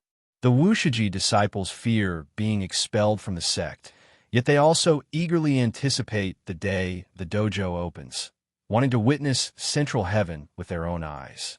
Not only the Wushiji disciples, but Xiaolon also holds such anticipation. After chatting for a while, Xiaolon returned to her cultivation. After she left, Shunjun, sitting before the artifact refining cauldron, turned his head to Guin and said, "Feng Qiu, Demon Emperor, I can somewhat deduce, but that supreme demon god, I cannot fathom at all. What is his origin? A pitiful son of heaven, but he is not worthy of sympathy, for he orchestrated the cleansing of the 3,000 great worlds," Guin replied. These words made Shunjun's heart tremble, and she asked in surprise, "How is that high son of heaven pitiful, and why did he become a demon personally?" "Precisely because of this. That's why I say he's pitiful. Right now, he can't act on his own accord, as the celestial court harbors even greater powers than he does." Upon hearing this, Shunjun immediately thought of a certain being, the legendary celestial emperor. Though she had heard of the celestial Tao venerable in the celestial court, in many myths and legends, the celestial emperor was the supreme existence.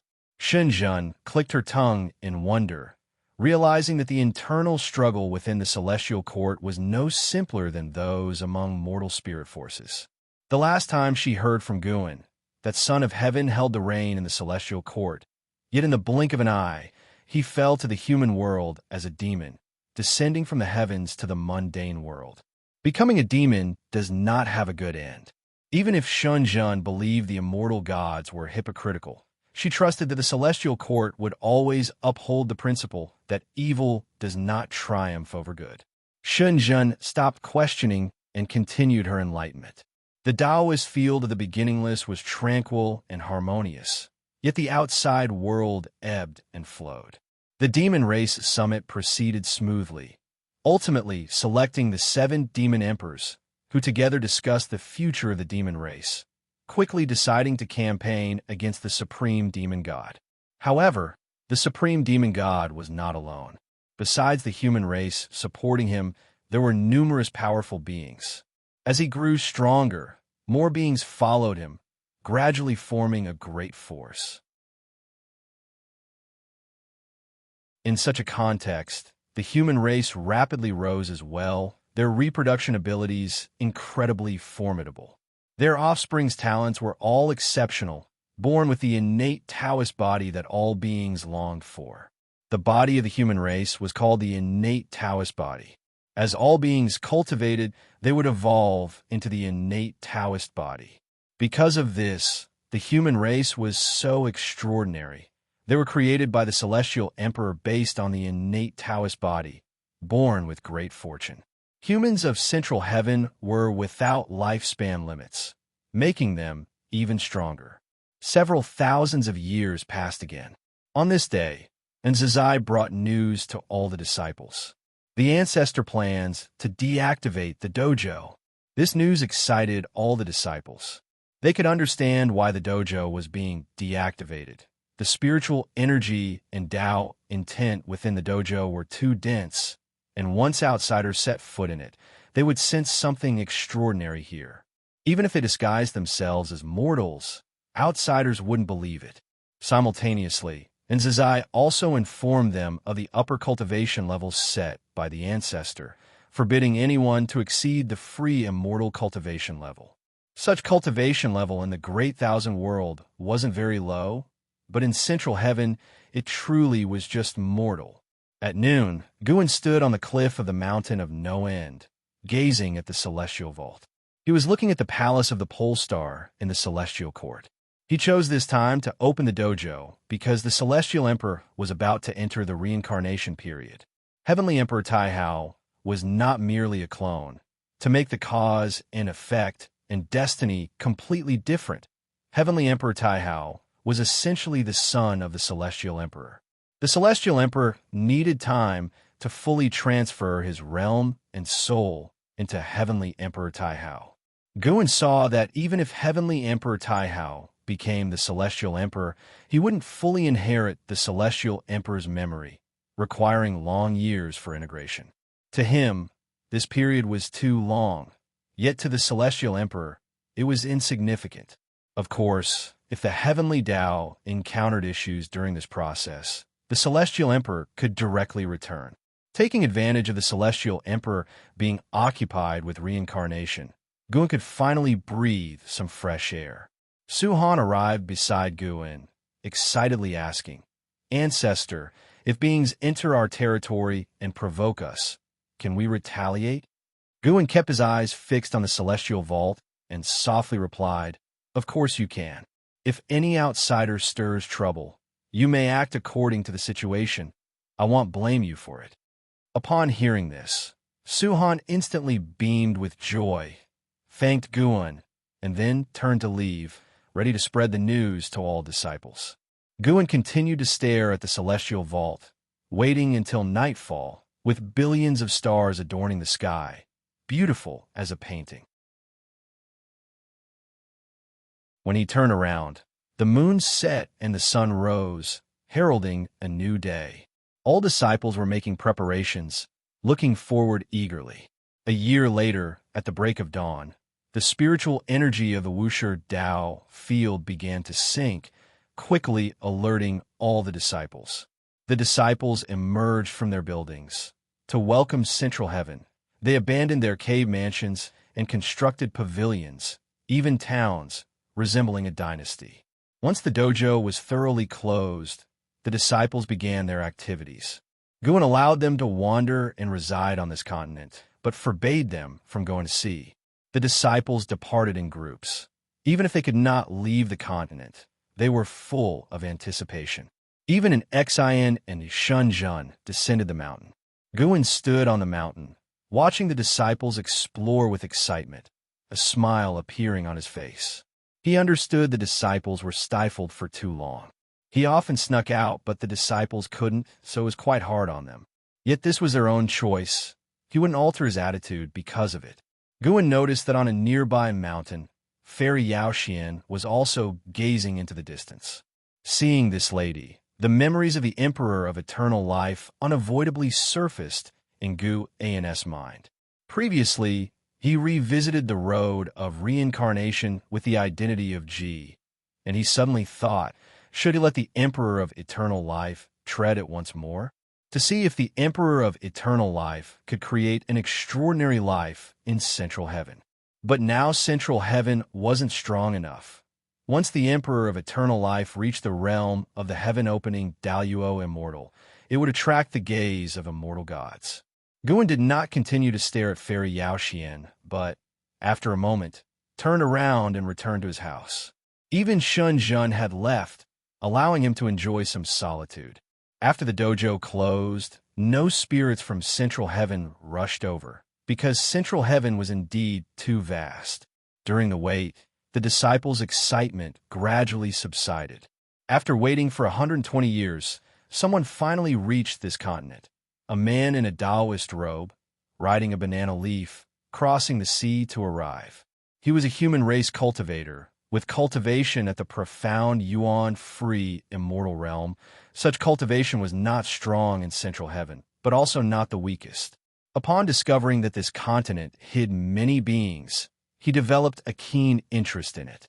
If you find any errors, ads pop up, ads redirect, broken links, non-standard content, etc., please let us know report so we can fix it as soon as possible.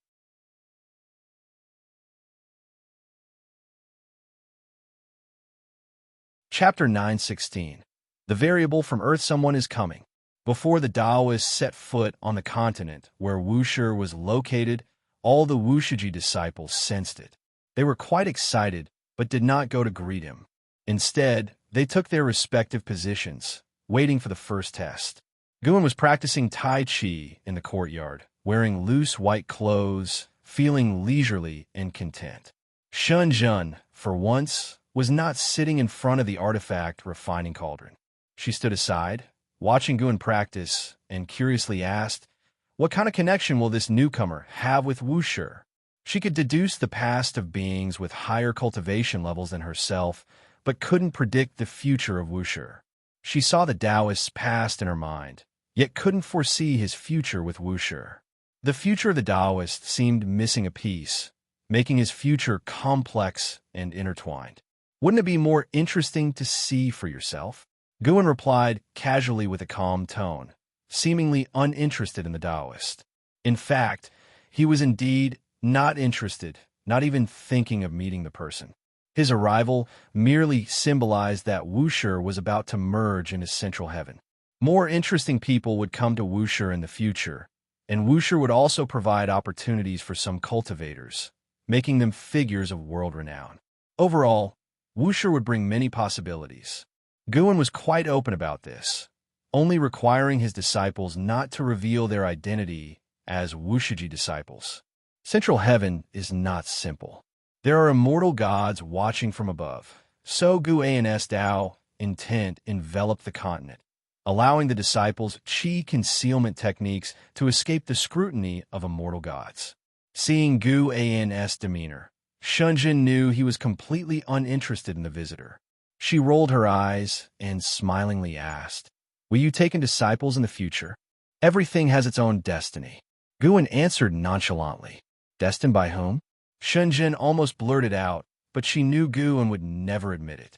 Even until now, she wasn't sure how strong Guan was. She could only confirm that he was stronger than most immortal gods, but not to the extent of disregarding the celestial court. While she was lost in thought, the Taoist had already arrived. He folded the banana leaf and began walking on foot. When he saw that a human race lived here, he felt relieved and began to converse warmly.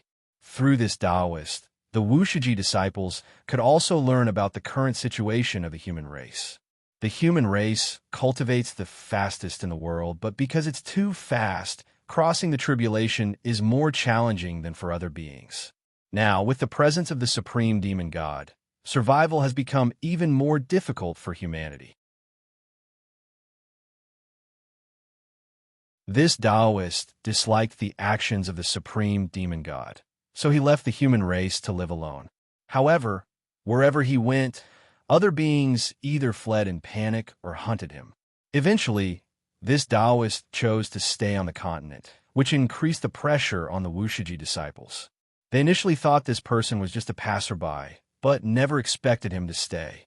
Especially those disciples who greeted him silently exclaimed in distress. However, Guan did not let the disciples be embarrassed. 6 months later, he let an opportunity far away emerge, and a vast aura immediately attracted the Taoist. During these 6 months, the Taoist found that the human race here was not very strong, and the spiritual energy wasn't very suitable for cultivation. His interest was already waning. Now, feeling a vast spiritual energy, he bade farewell to those around him and then flew off the continent. The two disciples who had made his acquaintance let out a sigh of relief, as did the disciples disguised as shopkeepers, pedestrians, and officials in the street. Because of one person, more than 2 million disciples had to disguise themselves as members of a dynasty, with nobles and commoners, which was more challenging than they had anticipated. Born in central heaven, the beings had significant cultivation and large spheres of activity, occasionally moving to another place, often catching the Wushiji disciples off guard. Once the Taoists departed, the disciples could finally breathe a sigh of relief. On a mountain of no end in the courtyard, the ghost mother of ephemera stood in front of Guin, remarking, "That person was quite abiding by the rules, not forcing his way up the mountain when told not to." Guin sat on the steps before the pavilion, carving a wooden sculpture, softly laughed and said, "Indeed quite rule-abiding, and he didn't steal my medicinal herbs either." The ghost mother of ephemera came precisely because of this matter. She asked, "Master, what if someone wants to pick your medicinal herbs in the future or force their way up the mountain? What should we do?" Guin replied casually, "If mistakes are made, they naturally deserve punishment. Depending on the situation, for minor infractions, erase their memory and expel them. For serious ones, let their soul dissipate here." Upon hearing this, the ghost mother of ephemera didn't feel a trace of fear, instead showing a smile. Handling things this way is quite refreshing. If they had to constantly endure grievances to conceal their cultivation level, their Tao heart would be unsettled. Afterward, the ghost mother of ephemera stopped bothering Guin and turned to leave. Not long after she left, Guin suddenly looked up, squinting, gazing toward the horizon. He discovered a mysterious aura coming from the chaos, rapidly approaching the heavenly Tao. This speed had already surpassed the full speed of a Tao Extreme Daoyuo Immortal. Moreover, this aura was exceedingly difficult to detect, even for the Supreme Emperor of Ultimate Merging Tao. For the Celestial Emperor, this aura should be very faint too. Yet, if the Celestial Emperor was observant, he should be able to notice it. Otherwise, this aura wouldn't have dared to descend coinciding with his rebirth. Guin narrowed his eyes, and an unusual color shone in them.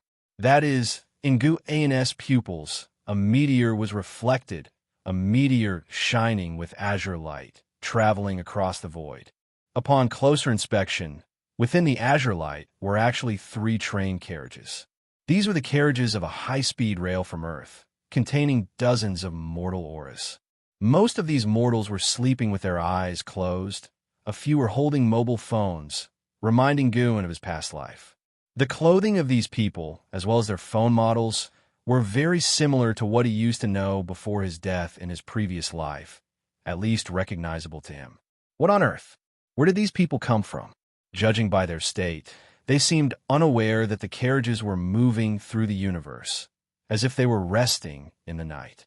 Guin closely observed them, calculating their cause and effect. He found these people came from an extremely distant Earth, with their cause and effect originating from beyond the chaos, to his surprise. However, these people were indeed ordinary humans from Earth, with no cultivation level, living mundane first halves of their lives with no contact with extraordinary power. As their carriages moved forward, they were enveloped by a mysterious force, directly transported away from Earth, out of the universe, crossing through the void and into chaos. This process was long and complex, yet the people inside the carriages were entirely unaware. Active saint. Guin was nearly certain of this, though this saint seemed very wary of chaos, not daring to reveal his power. The force within the carriage was very faint. If the Celestial Emperor could perceive it, he could exert full power to stop these 3 train carriages. He deduced these 3 carriages would silently break into the heavenly Tao and fall into the 3,000 great worlds. When the people inside the carriages awakened, the carriage would have already stopped on a desolate land. If you find any errors, ads pop up, ads redirect, broken links, non-standard content, etc., please let us know report so we can fix it as soon as possible.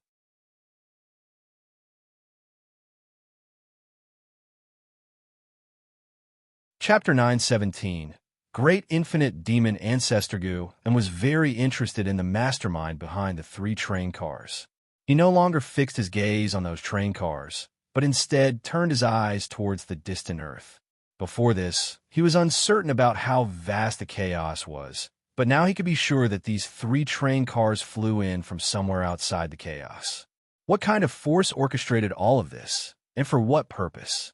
In Gu An's pupils, the Earth was reflected. In the cosmos, Earth was situated in a small corner, appearing so lonely. Waves stirred in Gu An's eyes because he could affirm that the Earth where he lived in his previous life was this very Earth. His vision began to enlarge, and the Earth rapidly shrank in his eyes. The solar system appeared before him, and then the solar system also started to shrink. Then it was the Milky Way galaxy. The image kept contracting, and soon, the Milky Way also became smaller than dust. Ultimately, the entire universe appeared in Gu An's eyes. His pupils abruptly contracted, as such a vast universe was unexpectedly held in the palm of a terrifying existence. In the dark, purple, boundless void, a truly immense physique floated. Its upper body was human-like, the lower half a swirling nebula changing colors, with the upper body covered in black hair and a face marked by a black hole, devoid of features, long hair fluttering like twisting rivers. This mysterious entity had 8 arms, with one hand holding dozens of universes, the universe where Earth resided just one among many, like dozens of glowing dots suspended in its palm. What kind of being was this? Even the well-informed Gu and felt uneasy seeing this being, as if encountering an ultimate evil demon god. The mysterious 8-armed entity did not emit overwhelming demonic chi or resentment. On the contrary, it had not a hint of aura, quietly residing in the void, indistinguishable whether it was cultivating or slumbering. Gradually, it raised another arm, which gently swept towards the palm holding dozens of universes. A meteor soared from one universe, heading towards the distant chaos. This meteor also contained a mortal, just one person, a woman. Although this meteor, like the 3 train cars, traveled fast, its destination was in the future. Guin stared at the 8-armed entity. A name surged in his mind. The Great Infinite Demon Ancestor. This moniker could not be uttered directly. Otherwise, one would suffer an eternal curse, not even death leading to the soul's redemption. Under Gu An's gaze, the Great Infinite Demon Ancestor would periodically wave his hand, selecting mortals from the universes under his control to send into chaos. Before Gu An's current life began, Earthlings had descended upon the 3,000 great worlds, but all perished on the path of immortal cultivation. Guin pondered whether his birth in the celestial spirit great world was also the work of the Great Infinite Demon Ancestor. No, he reincarnated into the celestial spirit great world, whereas the mortals sent by the Great Infinite Demon Ancestor descended directly into other worlds, equivalent to transmigrators. This indicated that Gu An's mode of arrival differed from theirs.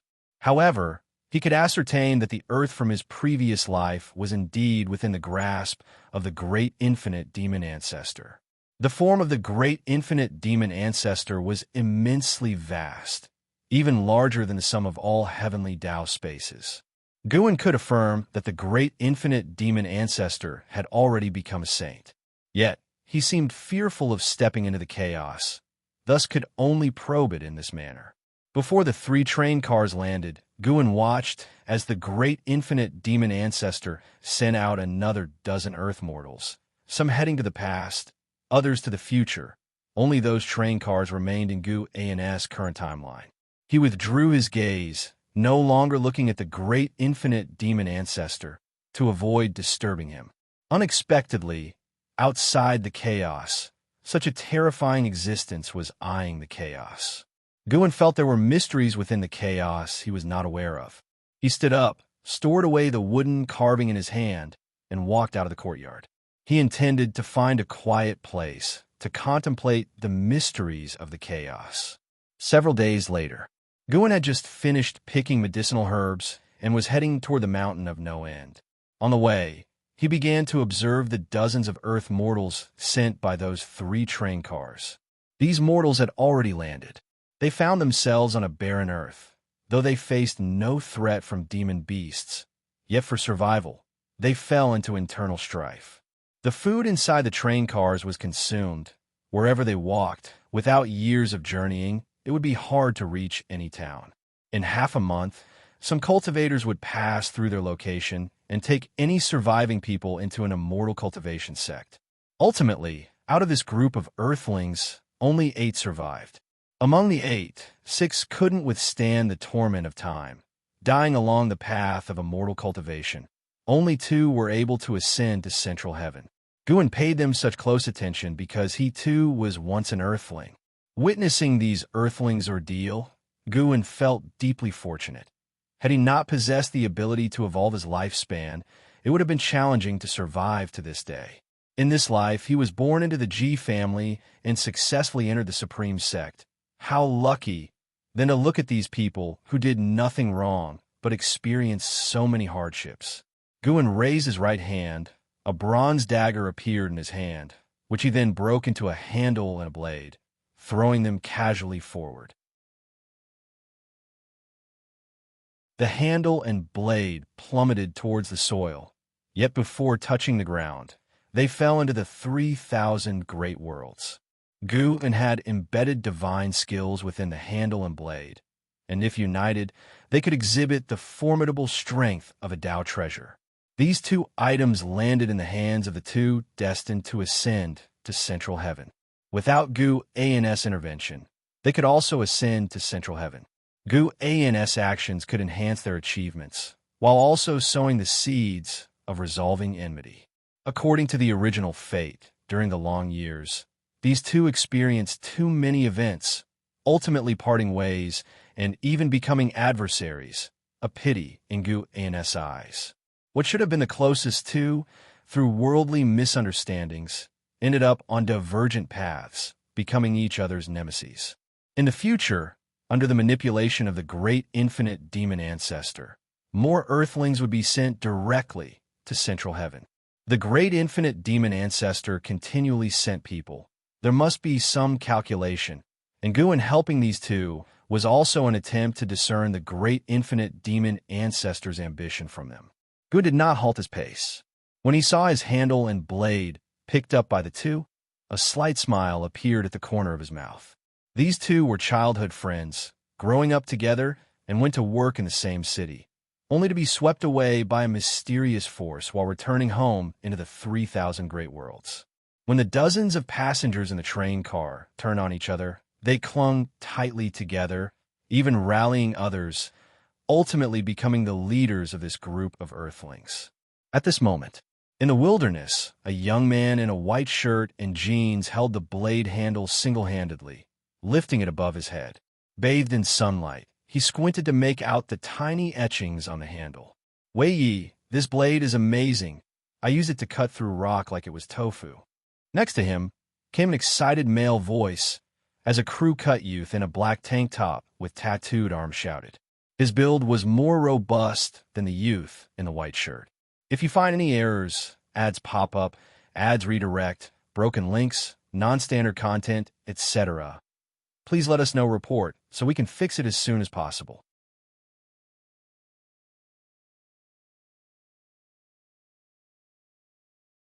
Chapter 918.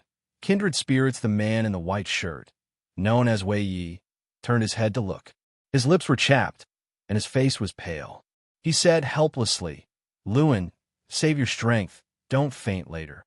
Luan held a blade less than 20 centimeters long, as if it were a treasure, repeatedly comparing it to a large stone nearby, which made Wei Yi feel both angry and amused.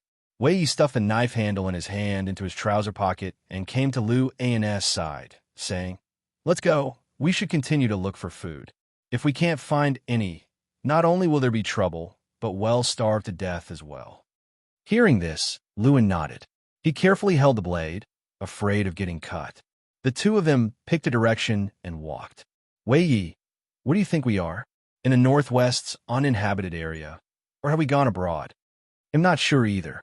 Maybe we're no longer on Earth. Really? Have we traveled through time and space? Anyway, I think this place is weird. Every night, I feel like someone is watching our carriage." The two chatted sporadically. Their fear of the unfamiliar land had lessened significantly due to their hunger.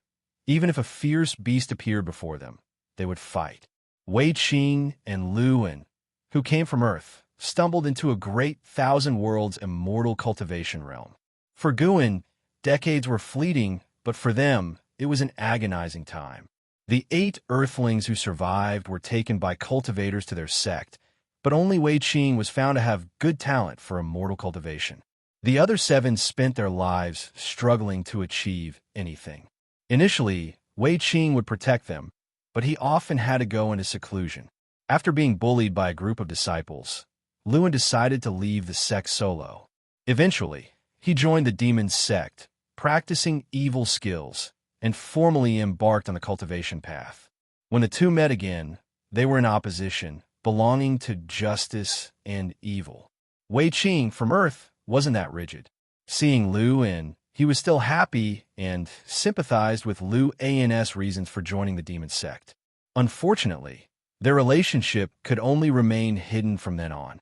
Guan wrote their stories into a book for interested disciples to read. One day, another outsider arrived on the continent, making the Wushiji disciples vigilant once more. With prior experience, the disciples became more composed. Simultaneously, Guan stood on the mountaintop, watching the 7 demon emperors besieging the supreme demon god. The supreme demon god was transformed from the heavenly emperor. As a being who once reached the realm of mixed element, profound, venerable immortal. Even if his cultivation level had dissipated and he had to start new, he was not inferior to the 7 demon emperors. In the first decisive battle, he forcibly killed a demon emperor, causing others to retreat with clipped wings. The news spread across the land, causing panic among all living beings. Meanwhile, the human race, upon hearing the news, became more unscrupulous. Gradually, to the spirits of Central Heaven, the human race seemed like evil demons, and all living beings feared them. If this continued, and the immortal gods did not take action, no one in Central Heaven could stop the supreme demon god. The supreme demon god roamed the 8 directions, devouring the mana of great powers everywhere, prompting some in the human race to imitate him. The innate humans of Central Heaven had unparalleled talent and exceptional comprehension. They created various evil cultivation techniques to devour others' mana, chi power, and divine sense, exaggerating their cultivation speed. In the subsequent years, all living beings clearly felt the human race's growth speed, and they felt immense pressure. The visitor to the continent was not from the human race. He merely transformed into a human form. Initially frightened by so many gathered on the continent, he thought he had stumbled into the human race's territory, only to find that the humans here were not as ruthless as those he encountered before and were even quite enthusiastic. His arrival brought the Wushiji disciples much news about the world's great matters, and the disciples also let him realize that not all humans were inherently cruel. Several days later, Nzazai came to the mountain of No End to visit Guangu and was practicing calligraphy under a tree. Facing Nzazai's greeting, he merely nodded slightly without speaking. "Ancestor, will the supreme demon god, causing chaos in the world, come to our continent?" Nzazai asked. Guan replied, "Maybe. If he does come, with outside guests on the continent, what should we do?" Nzazai asked again, his brow furrowed, eyes full of anxiety. These days, he gained new insights into Central Heaven. He found that the Wushiji disciples no longer had to pretend and had started to lag behind the Central Heaven spirits. The spirits of Central Heaven had exceptional qualities, not to mention those powerful enough to roam the world. From birth, they reached heights unattainable for others. "With me here, why worry?" Guin answered lightly, and then paused his actions. He looked up at Nzazai, smiled, and continued, "Since you recognize the gap and feel the pressure, then strive to cultivate. This continent is vast, and there's no need for everyone to wait together to host outsiders. Cultivate well." And Nzazai looked at the ancestor, frowning and asking, "Can we really catch up?" When they first arrived in Central Heaven, there were no spirits in sight. At that time, the disciples had a transcendent attitude observing all things. But now their cultivation level was insignificant in Central Heaven. Watching those spirits be born and surpass them, the disciples were somewhat struck and felt lost. Many things, if you look at them after 10,000 years or 1,000,000 years, the situation might be different. You can only control yourself. Throughout history, there have been countless geniuses and great powers, but few can survive for long. Guin spoke earnestly. Talent wasn't something he could change. The Wushiji disciples came from the celestial spirit Great World, which did not count as first class even among the 3,000 great worlds. How could their talent compare with the Central Heaven spirits, who were at the center of the heavenly Tao? Being around Guin, the disciples' insight into the great Tao continually grew. While they might not deeply feel it now, upon achieving enlightenment in the future, they would understand the importance of enlightenment. The Central Heaven spirit's talent was strong, but when they hit the bottleneck of attaining the Daluo Tao fruit, they would encounter obstacles. Enlightenment relies not only on innate comprehension, but also on acquired creation.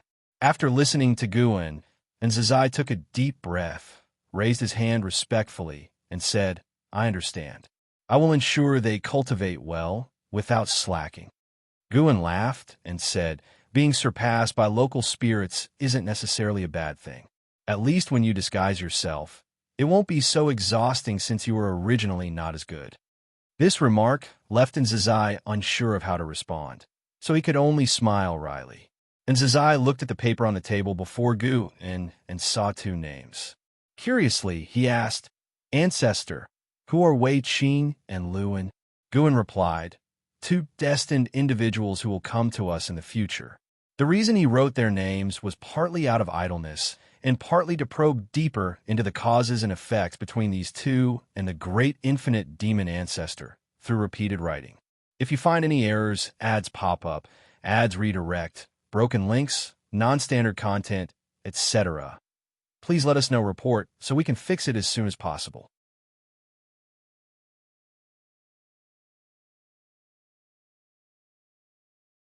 Chapter 919.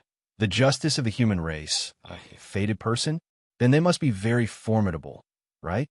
And Nzazai looked at the two names on the paper and sighed, thinking, for the ancestor to personally write their names, they must be extraordinary. Wei Yi, Lu, and Nzazai remembered these two names. He didn't know when these two would come to Central Heaven. After spending a long time with Guin, he also understood what to ask and what not to ask. Matters concerning the future should not be inquired about, while past events could be freely discussed.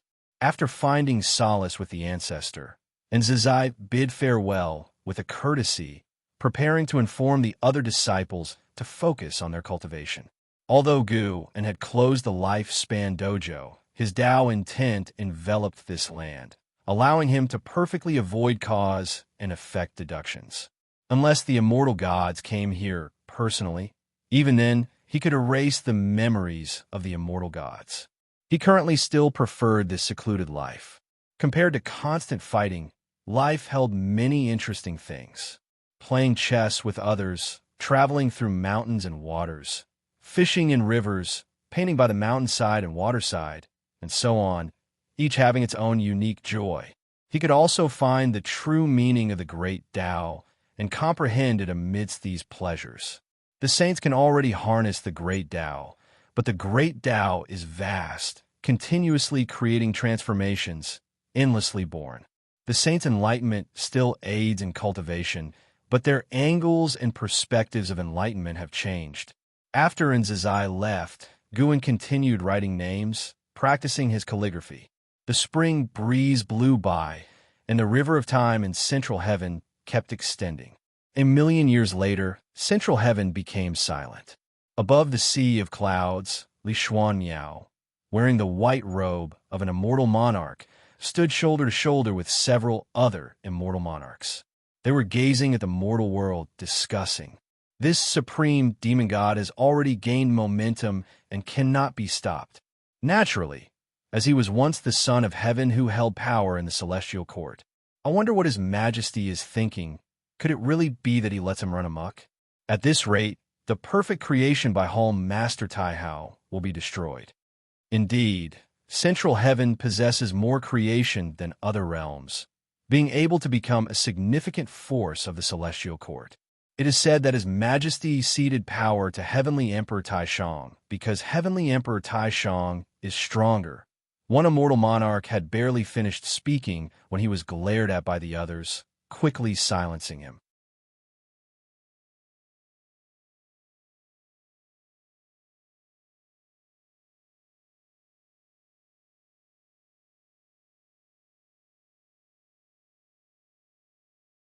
Chapter 920.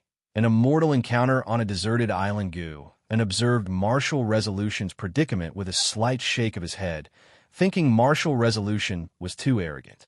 Martial Resolution's method of resurrection and rebirth was insignificant in the face of absolute realm disparity. Not to mention the supreme demon god was once a primordial, profound, venerable immortal, able to see through his Taoist technique at a glance.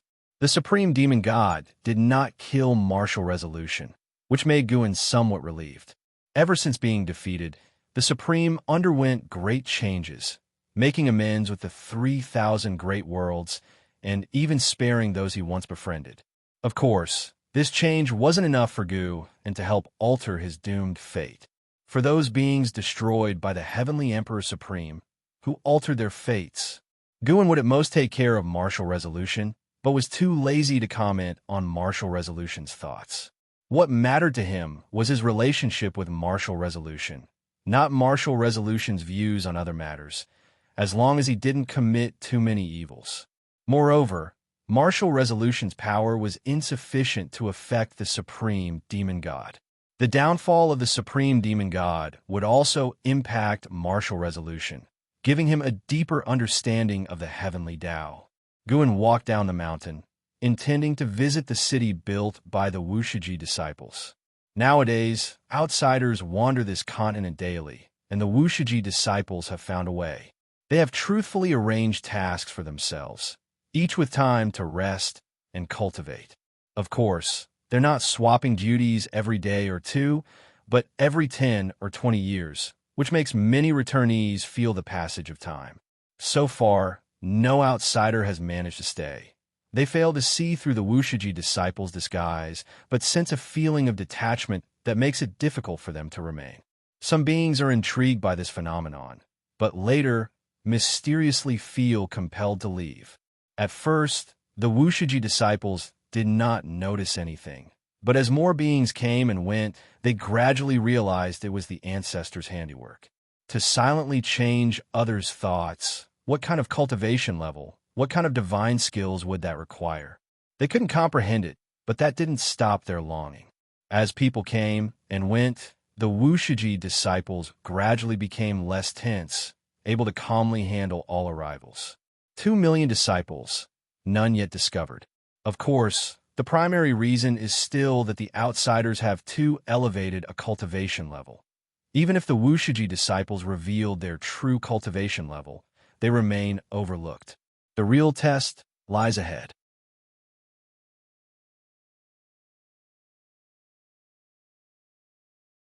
Guin sat on the turtle's shell. Days passed with the sun setting and moon rising. Pressed by Guin, it struggled occasionally before succumbing to slumber, repeating the cycle. Several months later, a black fissure appeared on the beach behind Guin and a silhouette fell out, crashing onto the sand in a pitiful state. This was a bloodied man, his breath weak, lying on the ground with a slight gasp, consciousness lingering. Guin appeared oblivious to his presence, not turning, still meditating. Yet the turtle below sensed the commotion, turning to look, its neck surprisingly dragon-like, extending beyond the shell, seeing the situation behind. When spotted the grievously injured man, it hesitated for a moment. Then it suddenly noticed someone seated on its shell, its eyes widening, and in a blink it retreated into its shell with limbs withdrawn. This action was starkly different from its usual sluggishness. Amusing Guin, he opened his eyes, stood up, turning to approach. Leaping from the turtle's shell, he reached the injured man's side. He halted before the injured man, not crouching, but gently stroking his chin, observing the injured man closely. Lewin raised his head with difficulty, his face mangled with only clear eyes, lifting to look at Guin, eyes pleading. "Help! Help!" Lewin spoke painfully, unable to utter the word me. Guin looked down on him, asking, "If I save you, you must serve as a slave for 10 million years. Do you accept? 10 million years?" Luan's gaze froze, startled by the duration. If you find any errors, ads pop up, ads redirect, broken links, non-standard content, etc., please let us know report so we can fix it as soon as possible.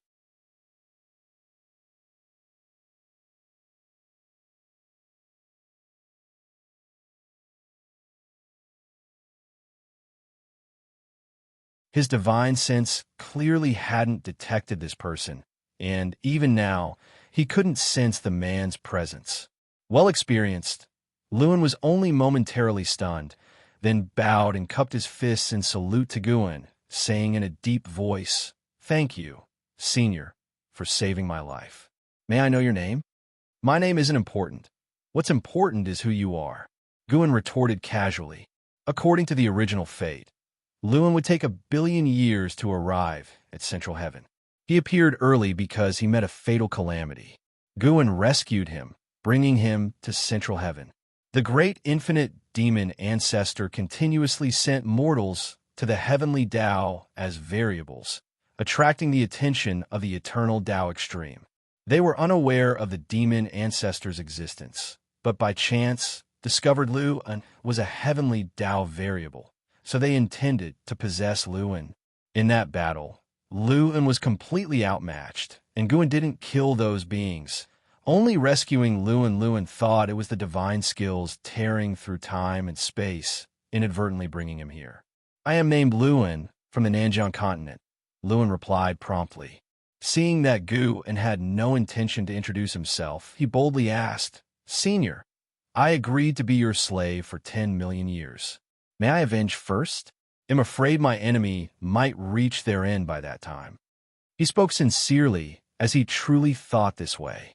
Though 10 million years sounded arduous, following such a transcendent being, even as a slave, would surely yield benefits. Alone in that world, what hatred drives you so urgently? Guin picked up the axe, splitting wood as he answered nonchalantly. Lewin gritted his teeth. "That person killed someone important to me. I must avenge them. With your current cultivation level, you can't exact revenge." Guin's tone remained indifferent, yet carried an undeniable authority. Lewin fell silent. He began weighing the pros and cons, contemplating whether to forcibly escape, but doing so would violate his principles. Moreover, he might not even be able to escape. "Build yourself a place to live on the island," Guin said leisurely, hearing which Lewin showed an expression of unwillingness. Even though unwilling, he didn't choose to act against Guin. He stepped forward and asked beside Guin, "Senior, may I help you first?" Guin did not refuse, handing him the axe, and instructed him to chop the wood piled up in the courtyard before turning to leave. At the courtyard gate, he stopped and seemed to remember something, turning back to Lewin with a smile. "I almost forgot. Live as a mortal on the island from now on."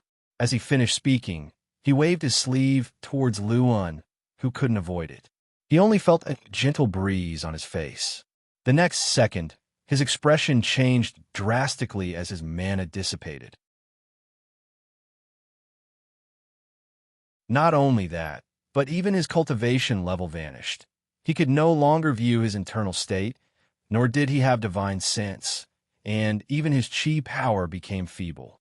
Before he could speak, Guin left the courtyard. Lewin opened his mouth, but ultimately chose to continue splitting wood.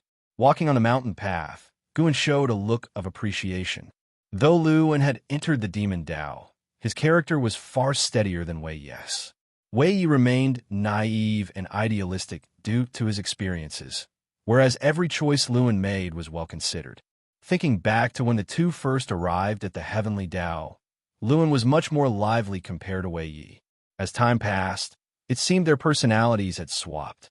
Guin started to look forward to what waves Lu and would stir upon returning to the 3,000 great worlds in 10 million years. He didn't calculate to leave himself some suspense. And so day by day passed. Lewin, having lost his cultivation level, couldn't escape even if he wanted. He hoped his demeanor would prompt Gu and to release him sooner. But as time went by, even his greatest patience was wearing thin. 10 years later, on a stormy night, Lewin stood before the pavilion of the courtyard, gritting his teeth. "Senior, I beseech you once more, release me to go back. After I take my revenge, I swear I will return." Boom! The sound of thunder erupted, overpowering even the noise of the rain. Gu An's voice drifted from inside the house. "With your current capability, how do you plan to take revenge? Do you know what kind of place this is? Or how you'd return after going back? If you find any errors, ads pop up, ads redirect, broken links, non-standard content, etc., please let us know report so we can fix it as soon as possible." You're tuning into the Romance Rendezvous YouTube channel. We're so grateful for your support, and don't forget to subscribe to join us on this incredible journey through captivating stories. Your generosity through donations truly makes a world of difference, as it's the primary source of revenue that allows me to expand and enhance this channel for you. Thank you from the bottom of my heart for being a part of this adventure.